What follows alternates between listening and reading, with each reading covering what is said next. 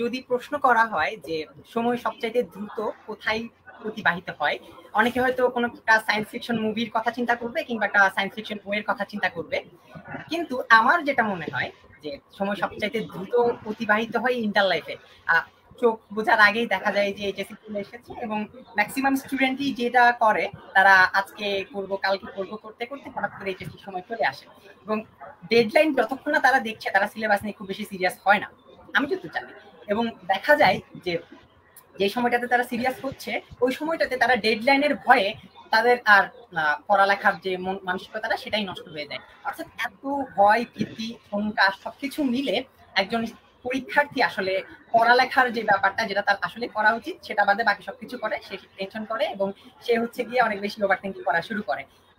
এত সব নেগেটিভিটি বিরুদ্ধেই আজকে আমরা একজন শিক্ষার্থীকে তৈরি মানসিকভাবে প্রস্তুত করতে চাচ্ছি বলেই আজকের এই লাইভ চিত্ত হোক ভয় শূন্য।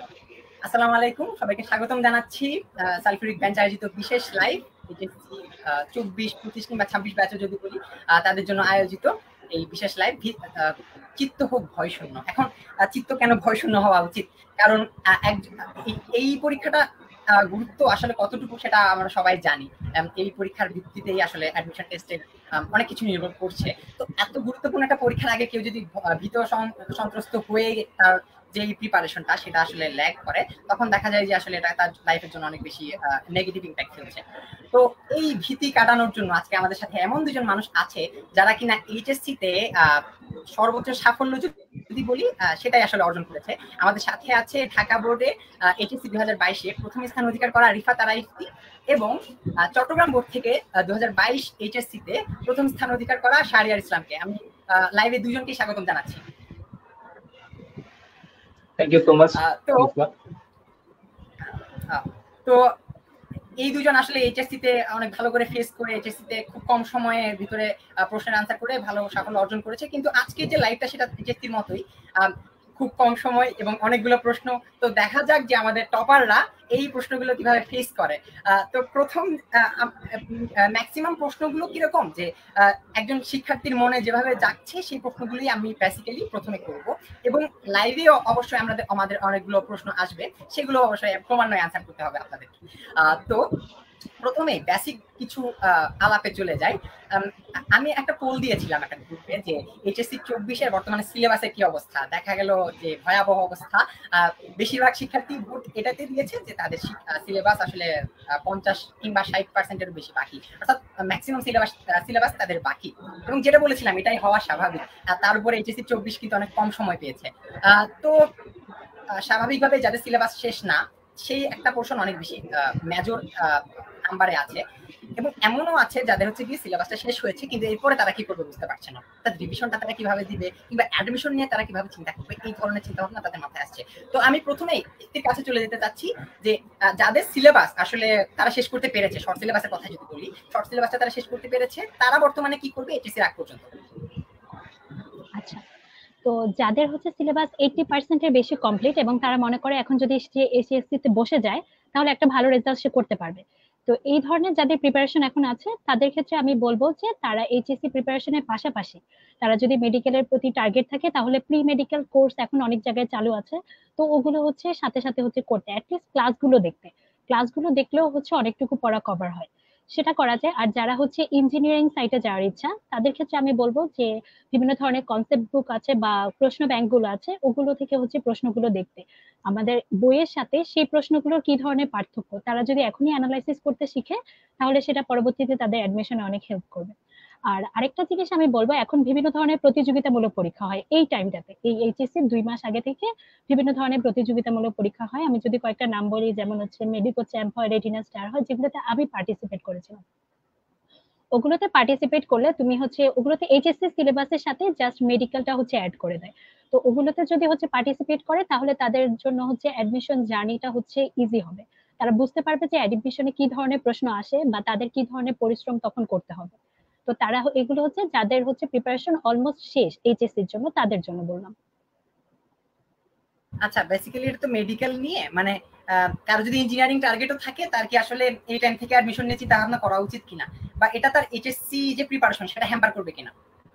না, ওই কারণ হচ্ছে মেডিকেলের সময় হচ্ছে সময়টা খুব কম থাকে অ্যাডমিশনের সময়। ইঞ্জিনিয়ারিং যারা প্রিপারেশন নেবে তাদের মোটামুটি একটা টাইম পাবে। তারা জাস্ট হচ্ছে কনসেপ্ট বুকটা বা প্রশ্ন ব্যাংকটা দেখতে পারে যে তাদের কি ধরনের কতটুকু চেঞ্জ হয়, তাদের মানে এইচএসসি মেইন বইয়ের পাশাপাশি কতটুকু চেঞ্জ করে তাদের পড়াশোনা করতে হবে সামনে, জাস্ট ধারণা নিয়ে রাখা। তাদের জন্য এত বেশি পড়তে হবে সেটা বলছি না, জাস্ট ধারণা নিয়ে রাখা। আচ্ছা, তো প্রি মেডিকেলের একটা ব্যাপার বললো ইতি। তো প্রি মেডিকেল নিয়ে অনেকের অনেক প্রশ্ন চলে আসে যে আচ্ছা শর্ট সিলেবাস তো শেষ করেছি, এখন কি হচ্ছে গিয়ে সব সাবজেক্টে আমি ফুল সিলেবাস করবো কিনা, এই ধরনের একটা চিন্তা ভাবনা তাদের চলে আসে।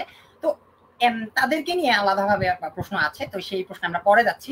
আপাতত আমাদের এতটুকু ক্লিয়ার যে যাদের হচ্ছে গিয়ে সিলেবাসটা শেষ হয়ে গেছে, স্পেসিফিক ভাবে যদি বলি মেডিকেলে যাদের টার্গেট, তাদের অবশ্যই উচিত মেডিকেল ওরিয়েন্টেড হোক, প্রি মেডিকেলে ভর্তি হোক বা না হোক, তার অন্তত শর্ট সিলেবাসের বাইরে যে ফুল সিলেবাসের চ্যাপ্টার গুলো আছে সেগুলো অ্যাটলিস্ট একবার চোখ হলেও বোলানো উচিত। কারণ আমরা যখন হুট করে একটা জিনিস নতুন দেখি, দেখা যায় যে ওই জিনিসের ভয় আসলে অন্যরকম।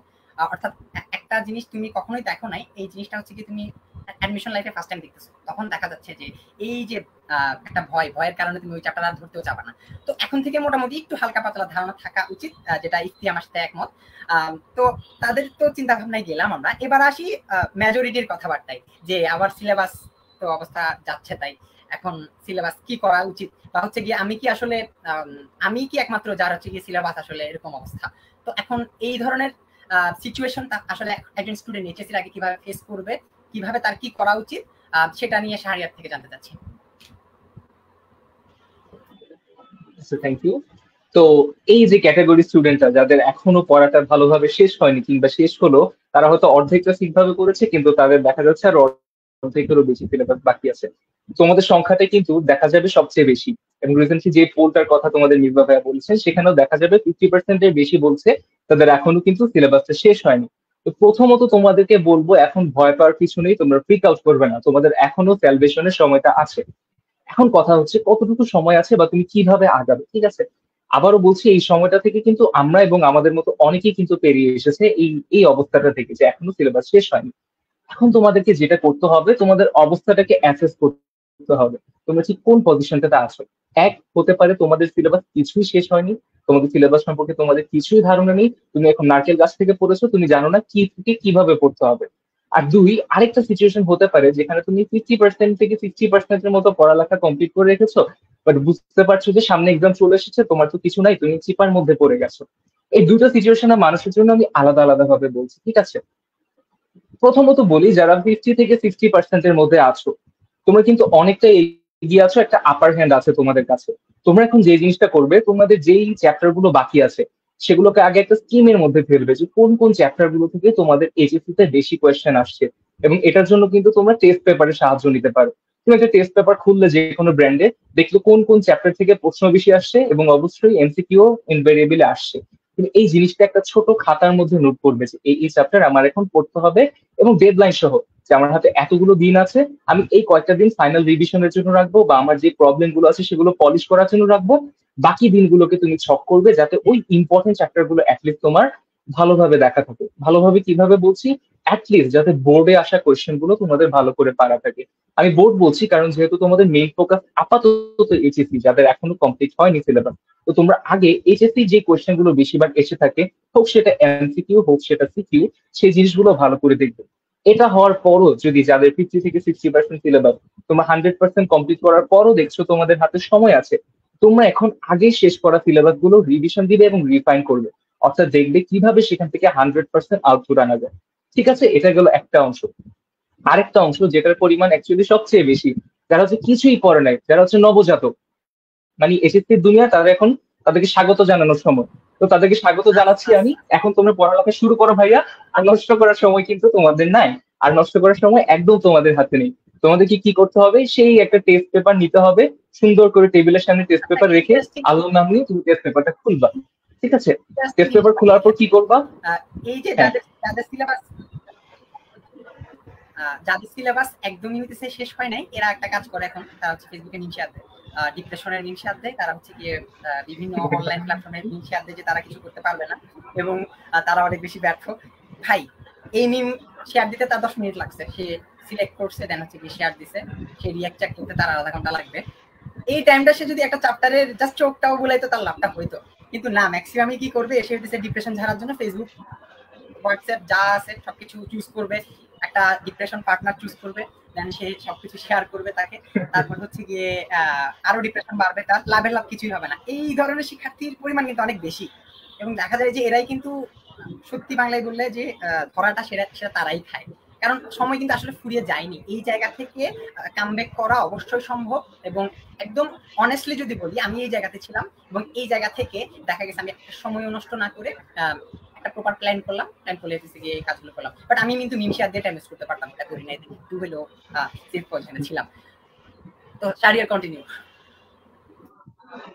Thank you Misba. তো মিসবা যেটা বললো যে অনেকে লিঙ্ক শেয়ার দিয়ে বা ফেসবুকে বিভিন্ন ভাবে সময় নষ্ট করছো, তো তোমাদের জন্য একটা উপদেশ থাকতে পারে, যদি তোমরা এক্সট্রিমিটির দিকে নিয়ে যেতে চাও ফেসবুকটা ডিলিট করে দাও। তখন আবার বলতে পারো ভাইয়া ফেসবুক যে ডিলিট করলাম, এই যে আপনার সুন্দর চেহারাটা কিভাবে দেখবো ফেসবুক লাইভে? তো আচ্ছা ঠিক আছে, আমার লাইফটা দেখো, তুমি আমার লাইফটা দেখার পর আমি পুরস্কার দিব লাইভ দেখার জন্য, সেটা নিয়ে তুমি ফেসবুকটা ডিলিট করে দিতে পারো। তারপর কি করবা, তারপর সুন্দর করে একটা টেস্ট পেপার নিয়ে টেবিলে খুলে বসবা। এখন তুমি টেস্ট পেপার থেকে অ্যাসেস করবা ঠিক সেম আগের ক্যাটাগরির মতো, কোন কোন চ্যাপ্টার থেকে বেশি কোয়েশ্চেন আসছে। তুমি একে তো তোমার শর্ট সিলেবাস, তার উপর দেখবে সেখান থেকে সব চ্যাপ্টার থেকে তেমন কোয়েশ্চেন আসছে না, কিছু কিছু চ্যাপ্টার হচ্ছে হট চ্যাপ্টার, ওখান থেকে বেশি বেশি কোয়েশ্চেন আসছে। এখন তোমার টার্গেট হচ্ছে প্রতিটা সাবজেক্টে যেই 2 থেকে 3 কিংবা 4টে চ্যাপ্টার আছে যেখান থেকে ইনভ্যারিয়েবলি বেশি বেশি কোয়েশ্চেন আসছে, তুমি সেগুলো লিখে রাখবে এবং প্রতিদিন অ্যাটলিস্ট একটা করে বা 2 দিন একটা করে চ্যাপ্টার কমপ্লিট করার একটা হার্ড একটা টার্গেট নিয়ে রাখবে। তুমি যত কঠিন টার্গেট নিবে দেখবে সেটা ফুলফিল করা তোমার জন্য সহজ হয়ে যাচ্ছে। এবং এই টার্গেটটা ধরে তুমি দেখবে বেশি দিন লাগবে না, হয়তো তোমার 1 মাস কিংবা 1.5 মাসের মধ্যে তোমার সেই জিনিসগুলো শেষ হয়ে যাবে। তারপর কি করবে, তারপর হচ্ছে বাকি যে চ্যাপ্টার গুলো তুমি এখনো পড়োনি, একদম দেখোনি, সেখান থেকে তুমি এমসিকিউ গুলো দেখবে, কারণ সবখান থেকে কিন্তু এমসিকিউ আসতে পারে। এটা করতে বেশি হয়তো তোমার আরো একটা সপ্তাহ লাগবে, তুমি তারপরও দেখবে তোমার হাতে কিন্তু অনেক সময় আছে। এই সময়টাতে কি করবে, এই সময়টাতে তুমি অন্য সবার সাথে এক্সাম দিবে এবং যে চ্যাপ্টার গুলো এখনো পড়োনি সেই চ্যাপ্টারে তুমি বোর্ডে আসা সিকিউ গুলো দেখে রাখবে। এভাবে মনে করি তোমাদের একদম কিছু না পড়া অবস্থা থেকে একটা ভালো একটা নাম্বার পেয়ে পাশ করার যে সিচুয়েশনটা, সেই সিচুয়েশনে তোমরা পৌঁছে যেতে পারবে ইনশাল্লাহ। That's it from.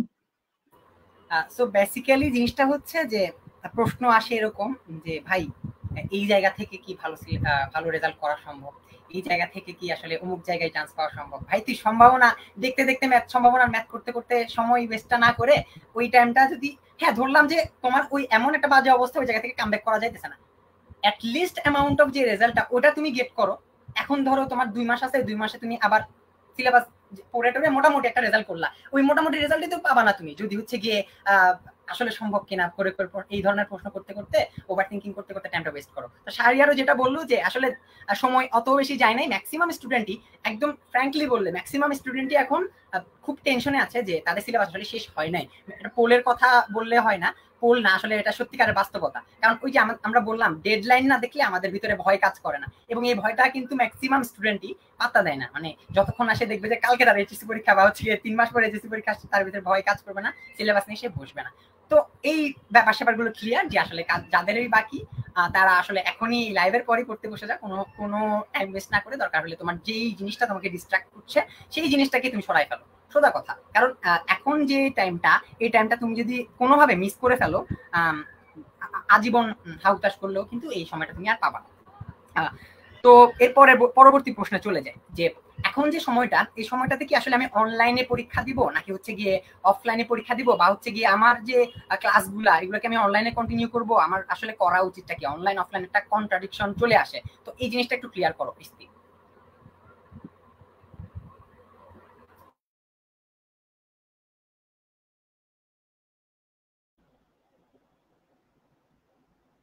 আচ্ছা, আমি যদি বলি তাহলে হচ্ছে আমার যেটা মনে হয়, এখন যে সময়টা মাত্র যদি ধরি যে 2 মাস সময় আছে, তো সেই ক্ষেত্রে তোমরা যারা হচ্ছে অনলাইনে কন্টিনিউ করতেছো তারা হচ্ছে অনলাইনে কন্টিনিউ করো। যত বেশি অনলাইনে প্র্যাকটিস করবা, নিজে বাসায় প্র্যাকটিস করবা, টেস্ট পেপার থেকে প্র্যাকটিস করবা, তোমার হচ্ছে প্রিপারেশনটা তত হচ্ছে ভালো হবে। তো অনলাইনে যারা প্র্যাকটিস করতেছো তারা অনলাইনে প্র্যাকটিস করো, আর তোমাদের যে যাতায়াতের কারণে যে সময়টা নষ্ট হয় ওই সময়টাও হচ্ছে অনলাইনে যারা প্র্যাকটিস করো তারা হচ্ছে না, অনলাইনে ক্লাসগুলো কন্টিনিউ করতে পারো। যদি তুমি হচ্ছে ডিস্ট্রাক্টেড না হও সোশ্যাল মিডিয়া দ্বারা বা তোমার আশেপাশের জিনিসগুলো দ্বারা, যদি তুমি ডিস্ট্রাক্টেড না হও তুমি অনলাইনে কন্টিনিউ করতে পারো। কিন্তু আমি আরেকটা কথা বলবো যে চেষ্টা করবা লাস্টের যে 1 মাস ওখানে কিছু পরীক্ষা হইলেও অফলাইনে দিতে। তার কারণ অফলাইনে হচ্ছে আশেপাশের কিছু ডিস্ট্রাকশন থাকে, টিচার সামনে থাকে, আর তুমি বাসায় তো তুমি নিজের পরিবেশে হচ্ছে এক্সাম দিচ্ছ, ওইখানে এক পরিবেশ, আর যখন তুমি টিচারের সামনে এক ধরনের পরিবেশে এক্সাম দিচ্ছ সেটা আলাদা এক ধরনের পরিবেশ হয়। তারপর সেই সাথে সাথে তোমার নার্ভাসনেস এর একটা ব্যাপার থাকে। তো দেখা যাচ্ছে আমি বাসায় যে পরীক্ষায় 25-এ আমি 22 পাচ্ছি বা 23 পাচ্ছি, পরীক্ষার হলে দেখা যাচ্ছে আমি ওটা হচ্ছে 25-এ হচ্ছে হয়তো দেখা যাচ্ছে আমি 20 পাচ্ছি বা 19 পাচ্ছি। তো এগুলোর সাথে তোমাকে অ্যাড্রেস হতে হবে। তাই আমি বলবো এখন যদিও তুমি প্রিপারেশনের জন্য অনলাইনে যদিও কন্টিনিউ করো, লাস্ট 1 মাস চেষ্টা করবা অফলাইনে কিছু কিছু এক্সাম দিয়ে তোমার পরীক্ষা ভীতিটাকে হচ্ছে কাটায় দিতে। এটা তুমি চেষ্টা করতে পারো। কারণ আমরা তো বেসিক্যালি পরীক্ষাটা অফলাইনে দিব, যতই অনলাইনে আমরা খুব ভালো করে থাকি। হ্যাঁ, এটা সেটা সত্যিকারের এইচএসসি বাস্তবতা বলো আর আর অ্যাডমিশন। ট্রু যে হচ্ছে গিয়ে অনলাইনে খুব ভালো, অনলাইন পরীক্ষায় খুব ফাটিয়ে দেওয়া মানুষজনকে আমি দেখেছি যে তারা অফলাইনে সাফার করেছে, তারা মেইন পরীক্ষায় আসলে খুব বেশি ভালো করতে পারেনি। এটা কাউকে মানে টার্গেট করে বলা না, বাট জিনিসটা আসলে সত্যি। কারণ খুব বেশি অনলাইন ওরিয়েন্টেড হওয়া আমাদের জন্য অবশ্যই বেশি ক্ষতিকর, সেটা অফলাইন পরীক্ষা হোক বা যাই হোক না কেন। কারণ লাস্ট মোমেন্টে অবশ্যই আমাকে অ্যাডজাস্ট করতে হবে, মেন্টালিটিটাকে ওইরকম রাখতে হবে যে আমি কিছুদিন পরে এইচএসসি দিব, ওইরকম একটা পরিবেশের ভিতরেই যাই আমি। তো তোমার সাজেশন হচ্ছে গিয়ে অফলাইন পরীক্ষাটাই লাস্টের দিকে বেসিক্যালি। এখন যেমন পরীক্ষায় দিক, সে অনলাইনে দিক সমস্যা নেই, অফলাইনে দিক সমস্যা নেই, তার এটাই কন্টিনিউ করা উচিত। তো পরীক্ষা নিয়ে যখন প্রশ্ন, তখন আরেকটা জিনিস চলে আসে, কনসার্ন চলে আসে মাথায়, পরীক্ষায় তো কম নাম্বার পাচ্ছি, এখন আমি কি করব? আসলে দেখা যাচ্ছে যে আমি পরীক্ষা দিতে গেলাম, একটা চ্যাপ্টার আমার পড়াই নেই, আমি কি পরীক্ষাটা দেওয়া উচিত? কিংবা এই মোমেন্টে পরীক্ষা এত বেশি কনসিকুয়েন্টলি কম নাম্বার পাচ্ছি যে আমার মনে হচ্ছে যে পরীক্ষা দেওয়া অফ করে দিই, আমি আবার সিলেবাসটা কন্টিনিউ করি, শেষ করা। তো শাহরিয়ার, এই যে পরীক্ষায় কম নাম্বার পাওয়া বা হচ্ছে গিয়ে দেখা যাচ্ছে এক ধরনের মানসিকতা চলে আসে যে পরীক্ষা দিবই না, তো এইসব নিয়ে তোমার আসলে কি বলার আছে? ওকে, তো এখানে অনেকের ক্ষেত্রে একটা সমস্যা থাকে যে পরীক্ষায় তারা পরীক্ষা অ্যাটেন্ড করছে এবং খুব কম নাম্বার পাচ্ছে, যেটা তাদের মোটিভেশনটাকে নষ্ট করে দিচ্ছে। এবং আরেকটা সেকশন থাকে যাদের ক্ষেত্রে কি ওই চ্যাপ্টারটা যেটা পরীক্ষা হবে কালকে সেটা আমার একদম পড়া নেই, সেজন্য আমি সেটা স্কিপ করবো কিনা। এখন প্রথমে বলি, যারা স্কিপ করার কথা বলছো, তোমাদের হয়তো কালকে অন্য একটা চ্যাপ্টারের পরীক্ষা যেটা তুমি একবারও পড়োনি, এবং তোমার যে রিভিশনের রুটিনটা আছে সেখানে হয়তো আরেকটা চ্যাপ্টার যেটা তুমি আজকে পড়ছো। এখন এই মুহূর্তে এক রাতের মধ্যে পড়ে হয়তো তোমার জিনিসটা কমপ্লিট করা সম্ভব না, তাই হয়তো তুমি এক্সামটা স্কিপ করতে চাচ্ছ। বাট আমি তোমাকে সাজেস্ট করবো, যেটা আমি পার্সোনালি মনে করি, যে এক্সামটাকে তোমরা স্কিপ করবে না, তোমরা এক্সামটাতে অ্যাটেন্ড করবে। অ্যাটেন্ড করলে হবে কি, তুমি জানতে পারছো যে এই চ্যাপ্টার থেকে কি কি কোয়েশ্চেন আসছে এবং কোয়েশ্চেনটা কিভাবে ঘুরিয়ে দিচ্ছে বা কোন কোন ডিফিকাল্টিতে তুমি ফেস করছো। তাহলে নেক্সট টাইম যখন তুমি 2 দিন পরে কিংবা 3 দিন পরে ওই চ্যাপ্টারটা যখন তুমি শুরু করবে বা চ্যাপ্টারটা পড়বে, তখন তোমার মাথায় আসবে আচ্ছা এই কোয়েশ্চেনটা কিন্তু ইম্পর্টেন্ট। কেন? কারণ এই জিনিসটা আমার এক্সামে এসেছিল এবং এটা আমি পারিনি, কিন্তু আমি জানি এটা আসে। তখন কিন্তু তোমার জিনিসটা মাথায় স্ট্রাইক করবে যে হ্যাঁ এটা ইম্পর্টেন্ট, আমাকে রিভিশন দেওয়ার সময় এটা পড়তে হবে কিংবা পড়ার সময় এটা কমপ্লিট করতে হবে। এটা গেল একটা কনসার্ন। তো আমি বলবো তোমরা এক্সাম স্কিপ করবে না, কাইন্ডলি কিছু পড়া না থাকলেও এক্সামটাতে অ্যাটেন্ড করবে। আরেকটা অংশ থাকে যারা বলে ভাইয়া আমি এক্সামে অ্যাটেন্ড করেছি কিন্তু আমার নাম্বারটা কম আসছে। ওয়েল, এটাই কিন্তু স্বাভাবিক। তুমি দেখবে খুব কম সংখ্যক মানুষ যারা খুব হাইস্ট নাম্বার পাচ্ছে একদম, বা নিয়ারলি একদম ফুল নাম্বারটা পাচ্ছে, তাদেরকে দেখে তুমি কখনো ডিসার্টেন্ট হবে না। তুমি তাকাবে কার দিকে? নিজের দিকে। তুমি আজকে একটা এক্সাম দিচ্ছ, তোমার কিছু ভুল হচ্ছে, ঠিক আছে, নেক্সট দিনের এক্সামে এরকম ডিফিকাল্টি কোশ্চেন আসলে তুমি কি সেম ভুল করছো আবার, নাকি সেখান থেকে ভুলগুলো তুমি কমাতে পারছো? সেটা হচ্ছে তোমার টার্গেট। তোমার কম্পিটিশন হচ্ছে নিজের সাথে, ঠিক আছে? তুমি অন্য কারো দিকে তাকাবে না। তুমি যদি আগের দিন 5টা ভুল করে থাকো, আজকে চেষ্টা করবে ওই 5টা প্রশ্ন যদি আসে সেই 5টা প্রশ্ন যেন ভুল না হয়। এবং ওই 5টা প্রথম দিন ভুল করা প্রশ্ন কিন্তু তোমার অ্যাসেট। কেন? কারণ তুমি ভুল করে এসে বাসায় তুমি অবশ্যই কিন্তু প্রশ্নটা দাগিয়ে রাখবে, বইয়ের কোথা থেকে এসেছে সেখানেও দাগিয়ে রাখবে, কারণ তুমি জানো এই জিনিসটার প্রশ্ন আসছে, পরীক্ষায় আসছে। তো এই জিনিসটা তুমি শিখে নিবে যদি তোমার শেখা না থাকে, কিংবা সেই জিনিসটা তুমি পড়েছো কিন্তু মনে করতে পারছো না। কেন সেই জিনিসটা ভুলে গেছো? কি রিভিশন বেশি আগে দেওয়া হয়েছে? অনেকদিন রিভিশন দেওয়া সেই জন্য সেই ভুলটা তুমি ফাইন্ড আউট করতে পারবে। তো তুমি সেই জিনিসটা থেকে রিকভার করার একটা সুযোগ পাচ্ছ ভুল করার মাধ্যমে। অন দি আদার হ্যান্ড, কেউ যদি কোন একটা প্রশ্ন ভুল না করে, সে আসলে জানে না তার স্পর্শকাতর জায়গা কোনটা, তার দুর্বলতার স্থান কোনটা। তুমি ভুল করার মাধ্যমে জেনে যাচ্ছ হ্যাঁ এটা তোমার দুর্বলতার স্থান। সেজন্য নেক্সট এক্সামে যখন ওই চ্যাপ্টারের ওই অংশ থেকে প্রশ্নগুলো আসবে, তোমার আর সেখানে কোনো ভয় কাজ করবে না এবং তোমার কোনো ভুল হবে না, কারণ তুমি জানো সেই জিনিসটা তুমি অলরেডি কমপ্লিট করে ফেলেছো। এটাই। অর্থাৎ এক্সাম আমার অবশ্যই দেওয়া উচিত, কারণ ভুলের যে ব্যাপারটা, যে যত বেশি ভুল করে সে তত বেশি শিখে, এবং দেখা যায় যে তার স্কিলটা অনেক বেশি বাড়ছে। একটা এমসিকিউ একজন যে সবকিছু পেরেছে তার আনকমন থাকতেও পারে, কারণ সে কোনো সময় ওই অ্যান্সার ভুল করে নাই। এবং এমনও দেখা যায় যে আন্দাজে আমি দাগিয়ে আমারটা ঠিক হয়ে গেল, হ্যাঁ, কিন্তু আমি মেন এক্সামে গিয়ে দেখা যাচ্ছে ওটা আর পারছি না। কিন্তু যে ভুল করেছে সে ওই দিনই যদি গিয়ে ওটা দেখে যে কেন সে ভুল করেছে এবং সে মার্ক করে রাখে। আমি যেটা করতাম বেসিক্যালি পার্সোনালি, আমি হচ্ছে বাসায় গিয়ে একটা খাতা বানিয়েছিলাম, শুধুমাত্র ভুলের খাতা, এখানে শুধু ভুল থাকবে। আসতাম এক্সাম দিয়ে দেখা যেত কম নাম্বার পেতাম, বাট যেখানে ভুল করেছি ওটা সুন্দর মতো লিখে রাখতাম। এবং পরবর্তী দেখা যেত যে এক মডেল টেস্ট তো অনেকগুলো হয় না, তো ফাইনাল মডেল টেস্টে দেখা যেত ওই প্রশ্ন এসেছে আমি কিন্তু ভুল করিনি। অর্থাৎ এইভাবে একটা মানুষের ভুলের খাতা বানানো উচিত, আমি যেটা পার্সোনালি মনে করি। ভুলের খাতাটা সে কি করবে, লিখবে ভুলগুলো, পরীক্ষার আগে একবার দেখে যাবে এবং একদম মেইন পরীক্ষার আগে আরেকবার পুরো খাতাটা দেখে যাবে, কারণ সে জানে দেখে পুরা মাস জুড়ে বা পুরো টাইমটা জুড়ে সে যতগুলো ভুল করেছে সেগুলো মার্ক করা ওইখানে। অর্থাৎ তার একটা লাভ হচ্ছে কি, সে একটা পুরো ভুলের রিভিশন দিতে পারছে। কারেকশনের রিভিশন আমরা দিই, কিন্তু আমরা যে ভুলটা বারবার করি এইটা থেকে বাঁচার জন্য আমার আসলে ভুলের রিভিশনটা দেওয়া উচিত, যেটা আমি মনে করি। সো এক্সামের ভীতির ব্যাপারটা গেল, এক্সাম দিব কি দিব না এই ব্যাপারটাও গেল। কিন্তু কথা হচ্ছে বাসায় আমি যে টাইমটা দিই ওই টাইমটা অবশ্যই আমাকে টেস্ট পেপারে বেশি টাইম দিতে হবে, কারণ ঘুরে ফিরে প্রশ্ন ব্যাংক এবং টেস্ট পেপার যে কোনো পরীক্ষার জন্য অবশ্যই সেটা মূল প্রায়োরিটিতে থাকা উচিত। কিন্তু ম্যাক্সিমাম অনেক স্টুডেন্টই জানেন আসলে পারফেক্টলি কিভাবে আমি টেস্ট পেপারের টাইমটা ইউটিলাইজ করব। তো এই টেস্ট পেপারের টাইম ইউটিলাইজেশনের যদি কথা চলে আসে, তো একটু থেকে জানতে চাচ্ছি যে টেস্ট পেপার পারফেক্টলি আসলে আমি কিভাবে টেস্ট পেপারে টাইম দিব, কিভাবে টেস্ট পেপারের কোশ্চেনগুলো সলভ করব, এবং কিভাবে টেস্ট পেপারে সময় দেওয়ার মাধ্যমে আসলে এইচএসসি যে বেশিরভাগ যে প্রশ্নগুলো সেগুলো আমি আয়ত্তে আনতে পারবো।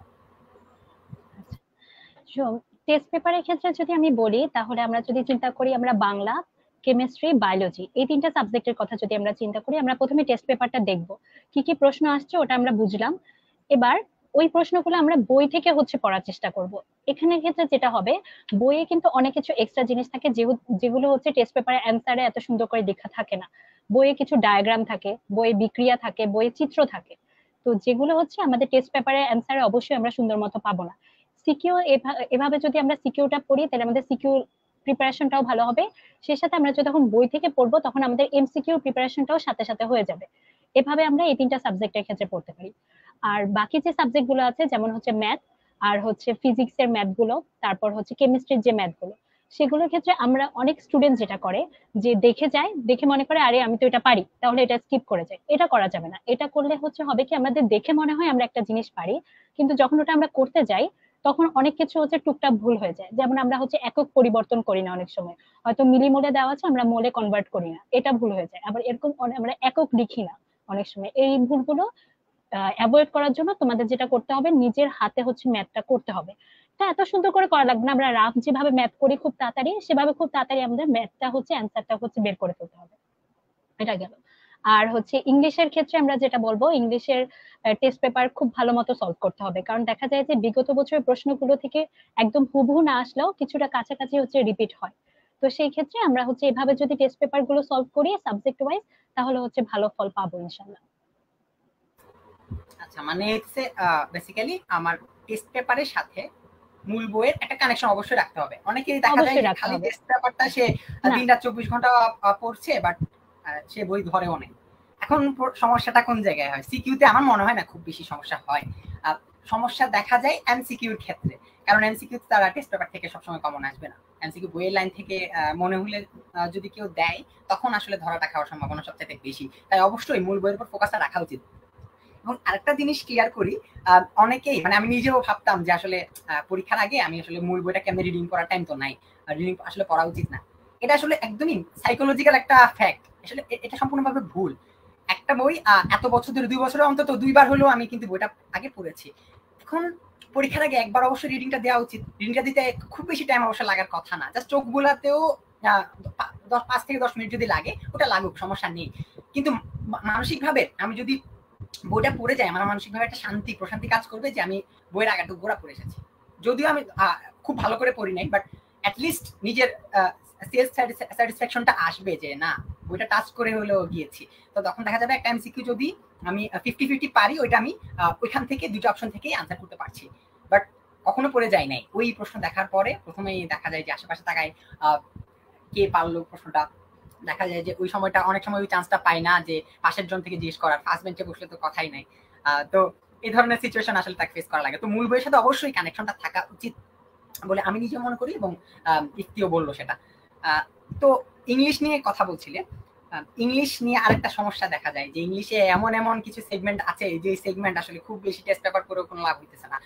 এন্ড খুব স্পেসিফিক ভাবে বললে ভোকাবুলারির যে ব্যাপারটা, সিনোনিম, অ্যান্টোনিম এন্ড এই ধরনের যে প্যারাগুলা স্টুডেন্টরা খায়, কারণ এগুলো দেখা যায় যে অনেক ক্ষেত্রে কমন পাচ্ছে না, পরীক্ষার হলে গিয়ে তাকে সিনোনিম অ্যান্টোনিম নিজ থেকে আনসার করা লাগছে। তো সিনোনিম অ্যান্টোনিম সহ যতগুলো ভোকাবুলারি সেগমেন্ট আছে ইংলিশের, এগুলো নিয়ে শাহরিয়ার বলো যে তোমার সাজেশনটা কি থাকবে সবার জন্য। ওকে, তো ইংলিশের যে সিনোনিম অ্যান্টোনিমের পার্টটা আসে, আমার মনে হয় এখন যেটা নিয়ম করা হয়েছে মেনলি সেটা ইংলিশ প্রচুরে বই থেকে আসবে। অর্থাৎ তোমাদের বইয়ের যে প্যাসেজ গুলো শর্ট সিলেবাসে আছে সেগুলোর মধ্যে থেকেই তোমার ওয়ার্ড গুলো থাকবে, সেগুলো থেকে তোমাকে সিনোনিম অ্যান্টোনিম বের করতে হবে। এটা কিন্তু তোমার জন্য একটা পজিটিভ থিং। কেন? কারণ তোমার যে প্যাসেজ গুলো আছে আমি আশা করবো তুমি সেগুলো এখন থেকে ভালো করে পড়বে। কিভাবে পড়বে? তুমি যখন প্রত্যেকটা লাইন পড়বে তুমি সেটা বুঝে বুঝে পড়বে যে কি বলতে চাচ্ছে। তোমার কাছে একটা ওয়ার্ড হয়তো খুব চেনা, সেটা তুমি স্কিপ করলে, কিন্তু যে একটা ওয়ার্ড তোমার কাছে নতুন মনে হলো, এই ওয়ার্ডটা আগে শোনোনি, একটু কষ্ট করবে, তুমি একটু ডিকশনারিতে সার্চ দিবে। এটা ভালো ডিকশনারিতে সার্চ দিয়ে সেই শব্দটার অর্থ দেখে নেবে আগে। তারপর দেখবে শব্দটার কি কি সিনোনিম দেওয়া আছে। ঠিক আছে? তুমি বেশি না 2 থেকে 3টা সিনোনিম দেখবে এবং একটু কষ্ট করে বইয়ে ওই শব্দটাকে মার্ক করে তার পাশে তুমি সিনোনিমটা লিখে রাখবে। তোমার কিন্তু অ্যান্টোনিম লিখতে হবে না। তুমি যখন এভাবে দেখবে, একটা চ্যাপ্টারের একটা প্যাসেজ পড়লে তুমি দেখবে তোমার মোটামুটি প্রায় 30-40টার মতো তোমার সিনোনিম কিন্তু লেখা হয়ে গেছে। তুমি যখন এতগুলো সিনোনিম দেখবে অটোমেটিক কিন্তু তোমার অ্যান্টোনিম জানা হয়ে যাবে, ওর মধ্যে থেকে তুমি অ্যান্টোনিম পেয়ে যাবে। এখন কথা হচ্ছে ভাইয়া একবার পড়লাম, এখন কি আমার সিনোনিম অ্যান্টোনিম সব মনে থাকবে? না, এটার জন্য তোমার কথা হচ্ছে সেই একবার যেটা পড়েছো সিনোনিম অ্যান্টোনিমের জন্য আবার একটু কষ্ট করে কিন্তু রিভিশন দিতে হবে, কারণ জিনিসটা তোমার জন্য নতুন। নেক্সট দিন তুমি কিভাবে রিভিশন দিবে? সে সেম প্যাসেজটা খুলবে, লাইনটা পড়ে তুমি চেষ্টা করবে, আচ্ছা এই শব্দটা তো দাগানো আছে, তার মানে এটা আমি পাইনি, গতকাল আমি এটা পারিনি এবং ডিকশনারি থেকে বইয়ের কোণে কোণে লিখে রেখেছি। আচ্ছা দেখার আগে আমি একটু চেষ্টা করি যে কোন 3টা সিনোনিম লিখেছিলাম, এবং তুমি এটা মনে করার চেষ্টা করবে। যেটা তুমি মনে করতে পারবে না সেটা তুমি আবার দেখে নেবে। এবং আমি মনে করি এটাই হচ্ছে একমাত্র ইফেক্টিভ উপায় যেভাবে তুমি সিনোনিম অ্যান্টোনিমের মতো একটা কঠিন সাবজেক্টকে তুমি ট্যাকেল করতে পারো। আচ্ছা, সিনোনিম অ্যান্টোনিম ছাড়াও ভোকাবুলারির অনেকগুলো সেগমেন্ট আছে, অর্থাৎ ভোকাবুলারি ওরিয়েন্টেড, যেগুলো হচ্ছে কি আমরা দেখা যায় যে অনেক বেশি কারো যদি এনরিচড ভোকাবুলারি স্কিল না থাকে তখন দেখা যায় যে সে আসলে আনসার করতে পারছে না। তো এই ব্যাকআপটা সে আসলে কিভাবে দিবে? এতদিন পরে তো তার আর নতুন করে 500টা ভোকাবুলারি শেখা সম্ভব না, বা হচ্ছে গিয়ে সে এখানে টাইমটা দিতে পারছে না। তো সে এক্ষেত্রে সে কি করতে পারে? তার কি আসলে এখন আবার বইটা পড়া উচিত, বা হচ্ছে বই অবসর সময়টা দেওয়া উচিত? কারণ আমরা কিন্তু কেউই মানে ম্যাক্সিমাম স্টুডেন্টই ইংলিশ টেক্সট বুক ধরিও না, ইংলিশ টেক্সট বুকের পাত্তাও দিই না এই বইটাকে, কারণ টেক্সট পেপার আছে আর কি কি লাগে। কিন্তু এই সময়টাতে দেখা যায় যে ম্যাক্সিমাম ভোকাবুলারি কিন্তু বইয়ের বাইরে থেকে কখনোই আসে না, সম্পূর্ণটাই বইয়ের ভিতর থেকে আসে। বাট ওই যে পড়ি নাই কখনো, এই জিনিসটার কারণে আমরা আসলে ভোকাবুলারিটা নিয়ে ভয় পাই। পুরো একটা ভোকাবুলারির যে ভীতিটা, এই ভীতিটা আসলে কাটানোর জন্য কি আসলে কি করণীয়? শিক্ষার্থীরা আসলে কি কর্তব্য বিমুখ হয়ে যায় ভোকাবুলারির ক্ষেত্রে? আচ্ছা, তো সেক্ষেত্রে যদি তোমার ভীতি থাকে যে তুমি মেন বইটা ধরবে না, এই অবস্থায় এসে তুমি মেন বইটা ধরতে চাচ্ছ না, টেস্ট পেপারটা হচ্ছে তোমার জন্য একটা কমফোর্ট জোন। তুমি একটা কাজ করতে পারো, যে যে ভোকাবুলারি সেগমেন্টটা আছে সেখানে বোর্ড কোয়েশ্চেন এবং কিছু রিনাউন্ড কলেজের কোয়েশ্চেন তুমি দেখবে। কিভাবে দেখবে? তোমার প্যাকেজটা ভালো করে একটু আত্মস্থ করার মতো তোমাকে দেখতে হবে যে হ্যাঁ এই ওয়ার্ডটার পর এই ওয়ার্ডটা আসছে, এই সেন্টেন্সটা এভাবে সাজানো হচ্ছে। কেন? কারণ অনেক সময় দেখা যায় স্টুডেন্টরা বলে জিনিসটা সেম এসেছে কিন্তু প্রশ্ন রিপিট হয়নি। কেন? কারণ দেখা যাবে ফিল ইন দ্য ব্ল্যাঙ্কস এর একটা শব্দ যেখানে ব্ল্যাঙ্ক দেওয়া ছিল পাস কোয়েশ্চেনে, দেখা যাবে সেই ওয়ার্ডটা দেওয়া আছে তোমার প্রশ্নে, বাট তার পাশের যে শব্দটা আগের প্রশ্নে দেওয়া ছিল তোমার প্রশ্নে সেই শব্দটা মিসিং, তোমাকে সেই শব্দটাই বের করতে হবে। এভাবে কিন্তু অনেক প্রশ্ন আসতে দেখা যায়। এই জিনিসটা আসলে যাতে তুমি একটা আপার হ্যান্ড নিতে পারো সেই জন্য যে প্যাসেজ গুলো এসেছে পাশে সেগুলো তোমাকে খুব ভালো করে জানা থাকতে হবে। প্রত্যেকটা ওয়ার্ড তার মিনিং সহ জানবে এবং কোন ওয়ার্ডের পর কোন সিকোয়েন্সটা আসছে, একটা সেন্টেন্স সাজানো আছে, এই সেন্টেন্সটা কেন এইভাবে হলো, এটা একটু কষ্ট করে দেখে রাখবে। এবং আমি আশা করছি অনেক কিছুই তোমাদের চেনা লাগবে, কারণ আজকালকার সোশ্যাল মিডিয়ার যুগে আমরা অনেক কন্টেন্ট কনজিউম করছি, রাইট? তো আমাদের জন্য কোনটা কিভাবে আসছে, কোনটা স্ট্রাকচার কেমন, সেটা আমাদের জানার খুব অসুবিধা হওয়ার কথা নেই। জাস্ট আমরা পরিচিত হতে হবে জিনিসটার সাথে। হ্যাঁ, এই এক্সামে এই প্যাসেজটা এই প্যাটার্নে এসে থাকে, তুমি 2-3 বার দেখলে সেই প্যাটার্নটার সাথে পরিচিত হয়ে যাবে। এবং আমার মনে হয় এই প্যাটার্নটার সাথে পরিচিত হওয়াটা হচ্ছে সবচেয়ে ইম্পর্টেন্ট জিনিস। তুমি যদি প্যাটার্নটার সাথে পরিচিত হতে পারো তখন দেখবে তোমার অটোমেটিক মাথায় চলে আসবে যে হ্যাঁ এই জায়গায় এই শব্দটা নেই, এখানে তো এই শব্দটা হবে। তো তখন দেখবে তুমি ইজিলি ভোকাবুলারি সেগমেন্ট গুলো আমার মনে হয় এভাবে ইজিলি অ্যান্সার করতে পারবে। আচ্ছা, অনেক ধন্যবাদ শাহরিয়ারকে। লাইভ যারা দেখছে এবং হচ্ছে কি পরে যারা লাইভটা দেখবে, এই প্রশ্নটা অবশ্যই তার মনোযোগ দিয়ে শোনা উচিত, কারণ আমার দেখা সবচেয়ে এনরিচ ভোকাবুলারি স্কিলওয়ালা মানুষজনের মধ্যে একজন হচ্ছে শাহরিয়ার। তো তার সাজেশন অবশ্যই কাজে আসার মতো। তো আমরা একটু লাইভের থেকে কিছু কমেন্টে চলে যাই। মোহাম্মদ আসাদুদ্দিন লিখেছে যে জৈব যৌগ সম্পূর্ণ বাকি, এখন এই ক্ষেত্রে তার কি করা উচিত? আমি জানি এই প্রশ্নটা বাংলাদেশের অনেক শিক্ষার্থীরই এখন আছে, কারণ জৈব যৌগ দেখা যায় যে মানুষ ম্যাক্সিমামই হুদাই ভয় পায়, মানে এই জিনিসটাকে ভয় না পেয়ে প্রথম থেকে আসলে ফেস করা উচিত। দেখা যায় যে টিচাররাও কিছু তথাকথিত শিক্ষক অনলাইনের এরা কি করে, প্রথমে জৈব যৌগকে এমন একটা ভয়ের ব্যাপার হিসেবে দাঁড় করায় যে কেউ আর জৈব যৌগ ভুলেও টাচ করে না। জৈব যৌগ আমি যদি মনে করি অন্যান্য অনেক চ্যাপ্টার থেকে অনেক বেশি বেটার, কারণ জৈব যৌগ থেকে কখনো পেঁচাই প্রশ্ন করা হয় না। যদি বলি মূল্যের পর্যায়বিত ধর্ম থেকেও কিন্তু অনেক সময় এমন প্রশ্ন করা হয় যে আসলে কুল কিনারা পাওয়া যায় না, কিন্তু জৈব যৌগ থেকে একটা স্ট্যান্ডার্ড টেস্ট পেপার সলভ করলে কমন পাওয়া যায়। এই ধরনের প্রশ্ন আমি যতদূর দেখে এসেছি এভাবেই করা হয় প্রশ্ন। তো এখন একজন শিক্ষার্থী বর্তমানে জৈব যৌগ নিয়ে ভয় পাচ্ছে কেন? কারণ এই এত বড় হিউজ একটা চ্যাপ্টার থেকে অনেকগুলো প্রশ্ন সিকিউ এমসিকিউ তার আসবে, বাট সে হচ্ছে গিয়ে ভালো মতো এখনো জৈব যৌগ শেষ করে নাই। তার জন্য কি সাজেশন থাকবে এই সময়টাতে ইফতি? তার জন্য আমি প্রথমে বলবো যে প্রথমত এই চিন্তাটা মাথা থেকে সরাতে হবে যে জৈব যৌগ অনেক কঠিন আর আমার দ্বারা জৈব যৌগ হবে না, এই জিনিসটা হচ্ছে মাথা থেকে সরাতে হবে সবার প্রথমে। তারপর যেটা করতে হবে, যেহেতু সময় হচ্ছে জৈব যৌগ চ্যাপ্টারটা যেহেতু তুলনামূলক বড়, যদিও হচ্ছে এখন শর্ট সিলেবাস আছে, শর্ট সিলেবাসের বাইরে খুব একটা আসে না প্রশ্ন, অ্যাডমিশন টেস্টেও বলি যদি আমি, খুব একটা আসে না। তো শর্ট সিলেবাসটাই হচ্ছে আমরা ফোকাসে রেখে পড়বো, টেস্ট পেপার খুলবো, টেস্ট পেপারে যে যে টপিক খুব রেগুলারলি আসে কোশ্চেন ওগুলো আমরা বই থেকে হচ্ছে ভালো মতো পড়ে নিব জৈব যৌগের। আর জৈব যৌগের ম্যাক্সিমাম যেটা করতে হবে সেটা হচ্ছে বিক্রিয়াগুলো হাতে লেখে প্র্যাকটিস করতে হবে।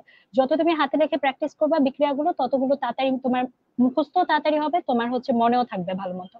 তো তুমি এটাই করবা, আজকে হচ্ছে টেস্ট পেপার খুলবা, টেস্ট পেপারে যে কোশ্চেন গুলো খুব রেগুলারলি রিপিট হচ্ছে বিভিন্ন বোর্ডে বা বিভিন্ন অনেক রিনাউন্ড যে কলেজগুলো সেগুলোতে আসতেছে, সেগুলো অবশ্যই হচ্ছে আগে পড়ে শেষ করো। সব পড়তে না পারো, যেগুলো হচ্ছে খুব তাড়াতাড়ি খুব ঘন ঘন আসতেছে সেগুলো পড়ো, বই থেকে পড়ো, বিক্রিয়াগুলো লিখে লিখে পড়ো, তাহলে দেখবা খুব ইজি লাগবে, এত বেশি কঠিন লাগবে না আশা করি।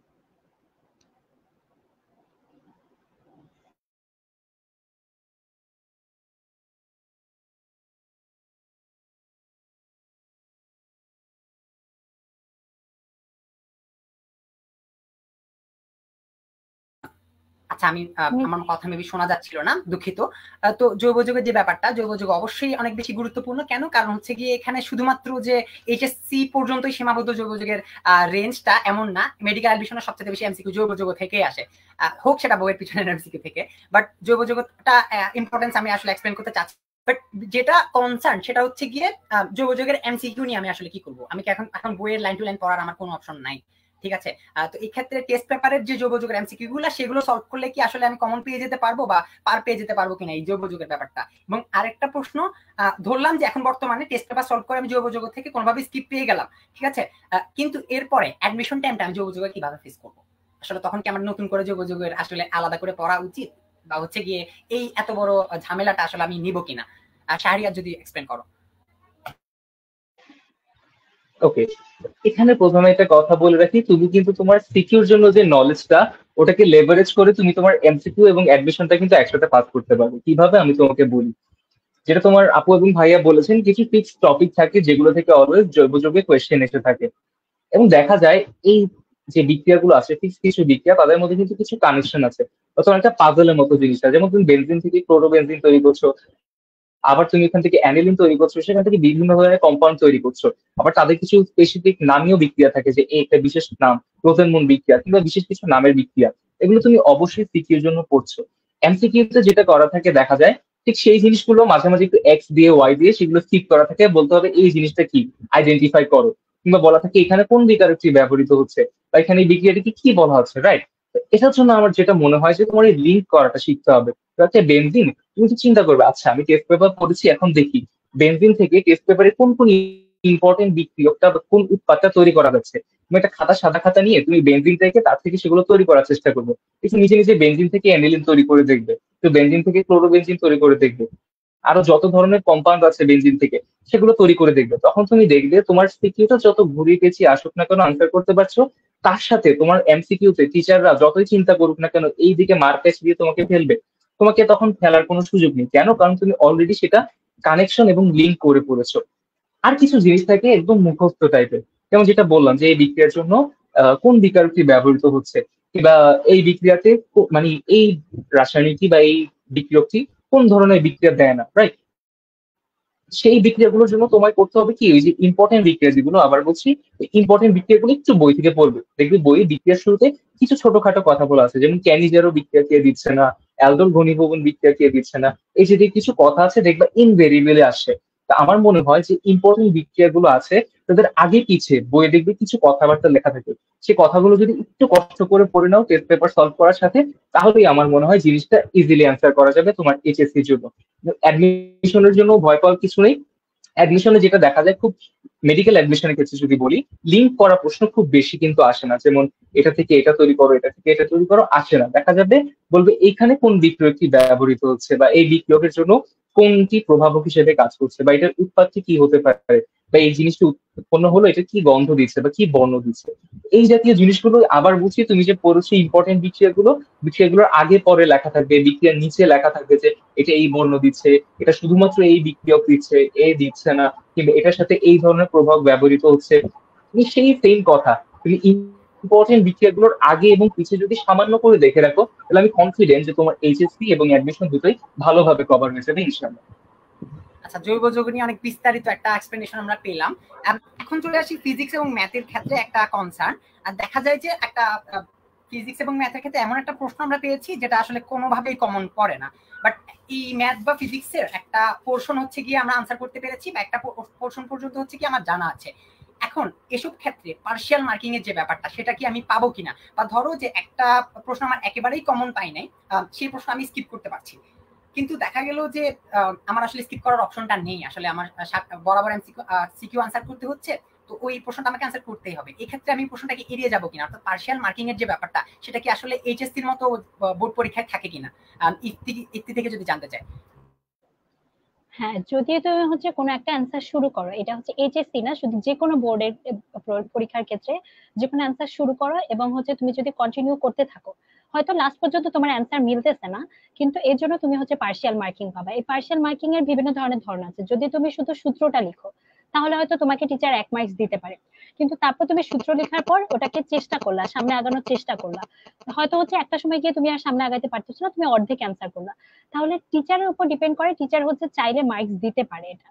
আবার আরেকটা ক্ষেত্রে দেখা যায় যে তুমি অ্যান্সারটা লিখলা, লাস্ট মোমেন্টে গিয়ে তোমার অ্যান্সার মিললো না, হয়তো তোমার অ্যান্সারের সাথে অন্য কারো অ্যান্সার হচ্ছে আলাদা হলো, তো সেক্ষেত্রে একদম জিরো দেওয়ার নিয়ম আসলে বোর্ড পরীক্ষাগুলোতে নাই। টিচাররাও হচ্ছে জানে যে একদম জিরো কখনোই তুমি হচ্ছে পাবা না। তো সেক্ষেত্রে এই ক্ষেত্রে এই পয়েন্টে মজার একটা ব্যাপার বলি। আমার হচ্ছে গিয়ে ম্যাথ পরীক্ষা যখন ছিল, তো ম্যাথের প্রশ্নটা খুব বেশি সহজ হয়েছিল, কিন্তু আমি কি করেছিলাম যে আমি ক্যালকুলেটরটা আসলে ইউজ করি না কিসের ক্ষেত্রে, ম্যাট্রিক্সের ক্ষেত্রে। তো ম্যাট্রিক্সের ক্ষেত্রে আমি ম্যানুয়ালি আনসার বের করে হচ্ছে গিয়ে আনসার সব বের করে ফেলেছি। হল থেকে বের হলাম, সিকিউর আনসার মিলালাম, দুইটা ম্যাট্রিক্সের সিকিউ আমি আনসার করেছি, দুইটার একটার আনসার মিলে না। আমি এমন টেনশনের জীবনে কখনোই পড়ি নাই পরীক্ষা দেওয়ার পরে।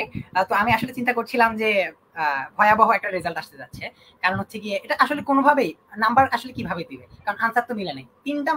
দুইটা সিকিউ 6টা প্রশ্ন, এর মধ্যে আমার 5টা প্রশ্নের আনসার আসলে মিলতেছে না, এরকম অবস্থা। খুব ভয়াবহ ব্যাপার।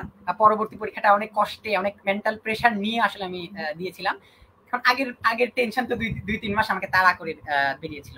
আমি হচ্ছে গিয়ে স্বপ্নের মধ্যে দেখতাম যে আমার ম্যাট্রিক্সে 0 নাম্বার পাচ্ছি ওই প্রশ্নগুলোতে। যখন এইচএসসি রেজাল্টটা দিল, আমি দেখলাম যে হচ্ছে গিয়ে ওই প্রশ্নগুলোতে আমি হচ্ছে 4-এর ক্ষেত্রে 3 পাওয়ার মতো করে, যদি মার্কিং করা হয় যত নাম্বার পাওয়া সম্ভব আসলে তত নাম্বারে পেয়েছি। অর্থাৎ এইচএসসি তে পার্শিয়াল মার্কিং অনেক বেশি পরিমাণে রাখা হয়। কেন? কারণ তোমার প্রসেস সম্পূর্ণভাবে ঠিক হয়েছে, এখন তোমার আনসারের জন্য তোমার হয়তো কিছু পোর্শনের নাম্বার কাটতে পারে, কারণ আসলে ইফতি যেটা বললো আসলে জিরো দেওয়ার নিয়ম আসলে নাই। তো এই যে ব্যাপারটা, এই বেনিফিটটা আসলে সবারই নেওয়া উচিত। মনে করো একটা কথা বলবো, পরীক্ষা মানে প্রশ্নের মাঝখানে হচ্ছে ছেড়ে দিবা না, যে তুমি একটা পারতেছো না কিন্তু ওটা শেষ পর্যন্ত নিয়ে যাওয়ার চেষ্টা করবা। শেষ পর্যন্ত নিয়ে যাওয়ার চেষ্টা করলে তুমি হচ্ছে পার্সিয়াল মার্কিং এর পরিমাণ বেশি পাবা। আরেকটা যেটা মিসবা ভাইয়ার হচ্ছে কথা থেকে তোমরা যেটা বুঝতে পারতেছো, কিছু কিছু ট্রিক্স হচ্ছে শিখে রাখার চেষ্টা করবা। যেমন ম্যাট্রিক্স এর অ্যান্সার গুলো ক্যালকুলেটরে কিভাবে বের করতে হয়, তারপর ত্রিকোণমিতির অ্যান্সার গুলো হচ্ছে ক্যালকুলেটর দিয়ে কিভাবে বের করতে হয়, বহুপদীর অ্যান্সার গুলো, এগুলো শিখে রাখলে এটা তোমার এমসিকিউ তে যেমন যেভাবে কাজে দিবে, সিকিউ তে তুমি হচ্ছে আর আশেপাশে তোমার অ্যান্সার মিলানোর দরকার হবে না, তুমি নিজের অ্যান্সার নিজের সাথে মিলাতে পারবা। তো এই জিনিসগুলো হচ্ছে তুমি হচ্ছে ট্রিক্স গুলো অ্যাপ্লাই করতে পারো, শিখে নিতে পারো। আচ্ছা, অবশ্যই। কারণ ম্যাথের ক্ষেত্রে আমি যদি মনে করি স্পেসিফিক ভাবে ক্যালকুলেটরের অনেক অনেক বেশি ইম্পর্টেন্ট ফ্যাক্টর আছে।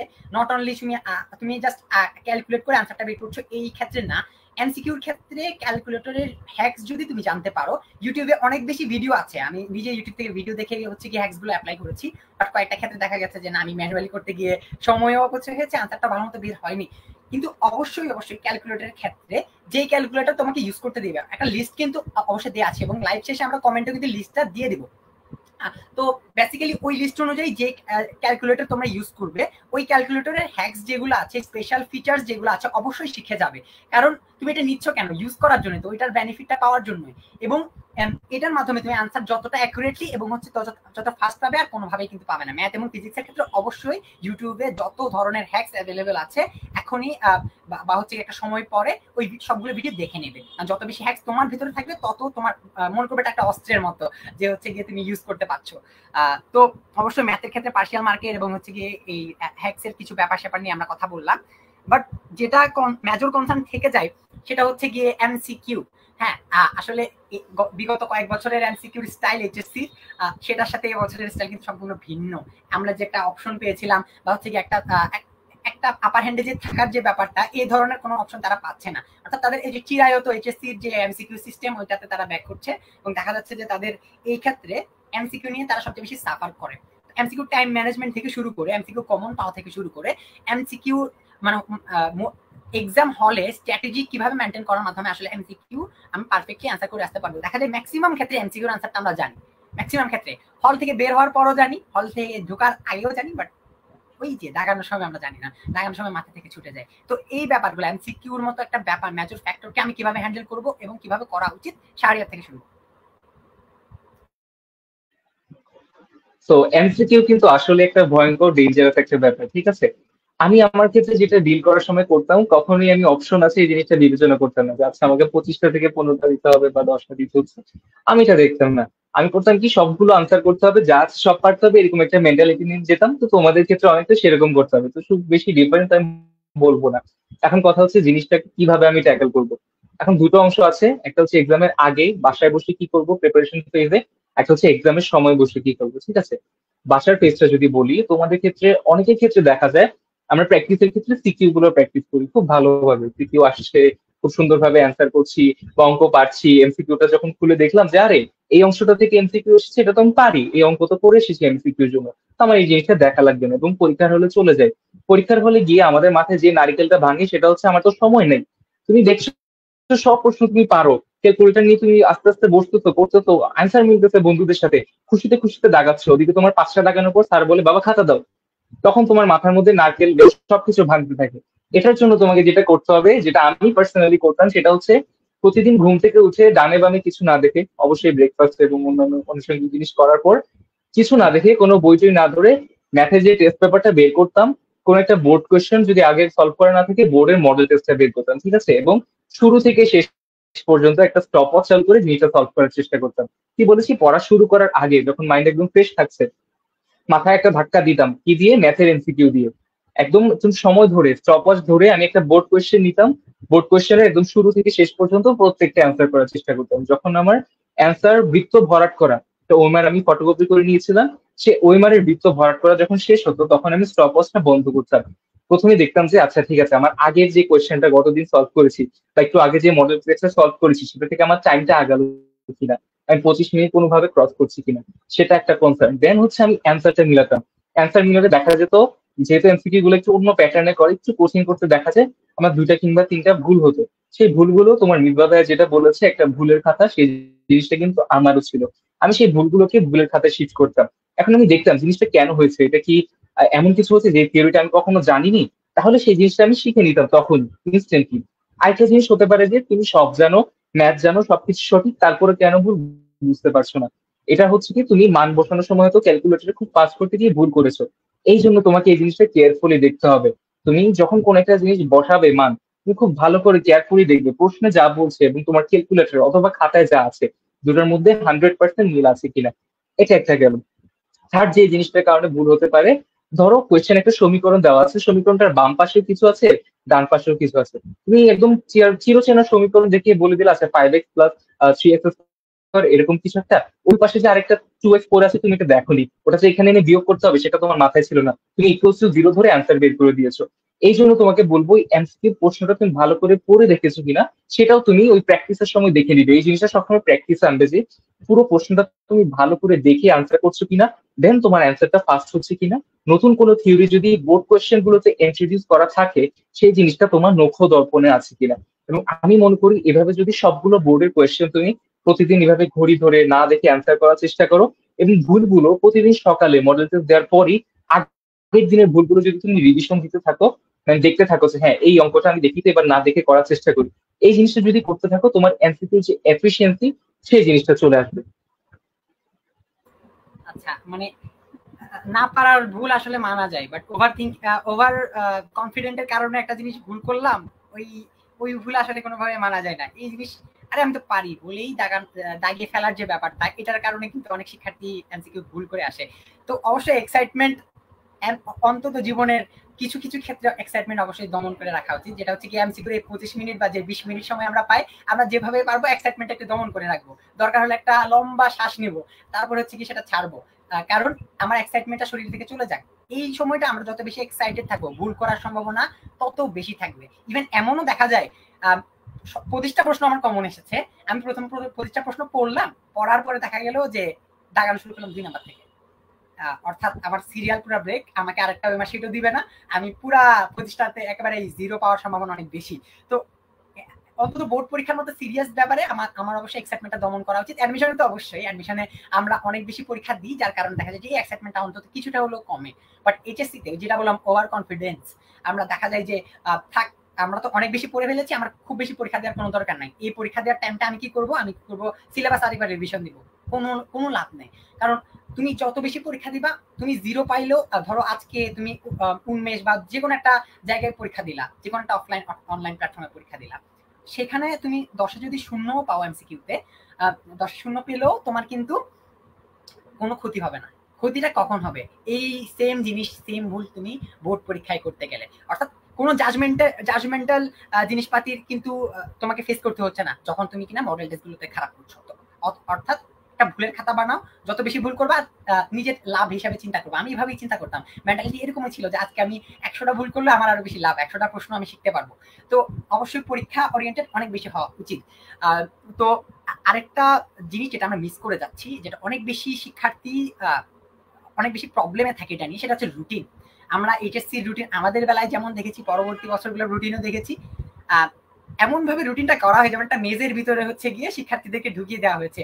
খুব বেশি পাজলিং একটা হচ্ছে গিয়ে রুটিন করা হয়, এমন ওভার এক্সাইটিং একটা রুটিন করা হয় যে তারা একটা থ্রিলারের ভিতরে থাকে। একটা পরীক্ষার আগে 4 দিন বন্ধ, একটা পরীক্ষার আগে 1 দিন বন্ধ।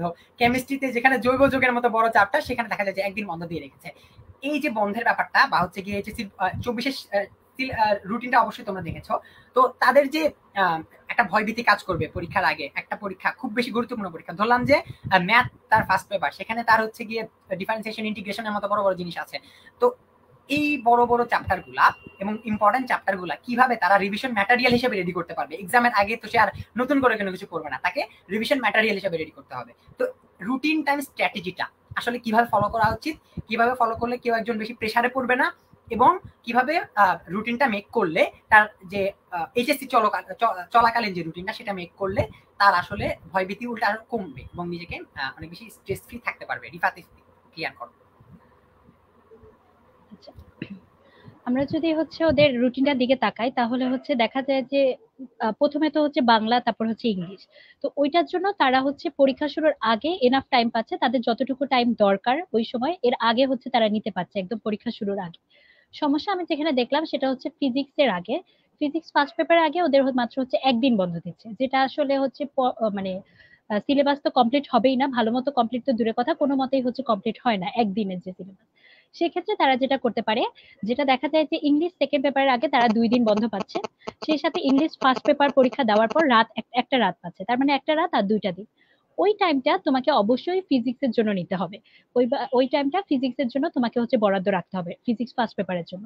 তাহলে তুমি হচ্ছে কিছুটা হচ্ছে 50-50 করে যদি কমপ্লিট করতে পারো, 50% হচ্ছে ওই ইংলিশ পরীক্ষার আগের দিন, আর 50% তোমার হচ্ছে ফিজিক্স ফার্স্ট পেপার পরীক্ষার আগের দিন, এভাবে হচ্ছে শেষ করতে পারো। তারপর যেটা দেখলাম যে কেমিস্ট্রি ফার্স্ট পেপারের আগে ওদের মেবি হচ্ছে 7 দিন বন্ধ, আর কেমিস্ট্রি সেকেন্ড পেপার যেখানে জৈব যৌগের মতো চ্যাপ্টার যেটা বললা, সেখানে হচ্ছে মাত্র একদিন বন্ধ। তার মানে অবশ্যই যেটা বুঝতে পারছি যে আমাদের ওই যে 7 দিনের যে গ্যাপটাকে ইউটিলাইজ করতে হবে। ওটাতে শুধু হচ্ছে যে কেমিস্ট্রি পড়বো তা না, আমরা হচ্ছে পরবর্তী যদি নোটিস করি আমাদের হচ্ছে হায়ার ম্যাথ পরীক্ষার আগেও হচ্ছে বন্ধের পরিমাণ খুব কম। তাহলে এই সময়টাকে ভাগ করে নিতে হবে, যে আমি প্রথম দিকে একটু হায়ার ম্যাথ পড়বো, মাঝখানে হচ্ছে কেমিস্ট্রি সেকেন্ড পেপারটা পড়বো, তারপর হচ্ছে আমরা কেমিস্ট্রি ফার্স্ট পেপার পড়বো। এভাবে যদি এই বন্ধের টাইম গুলো হচ্ছে আমরা রুটিন মেক করে পড়াশোনা করতে পারি, তাহলে হচ্ছে আমাদের যেগুলোর আগে বন্ধ কম সেগুলোতে হচ্ছে এত বেশি চাপ পড়বে না আশা করি।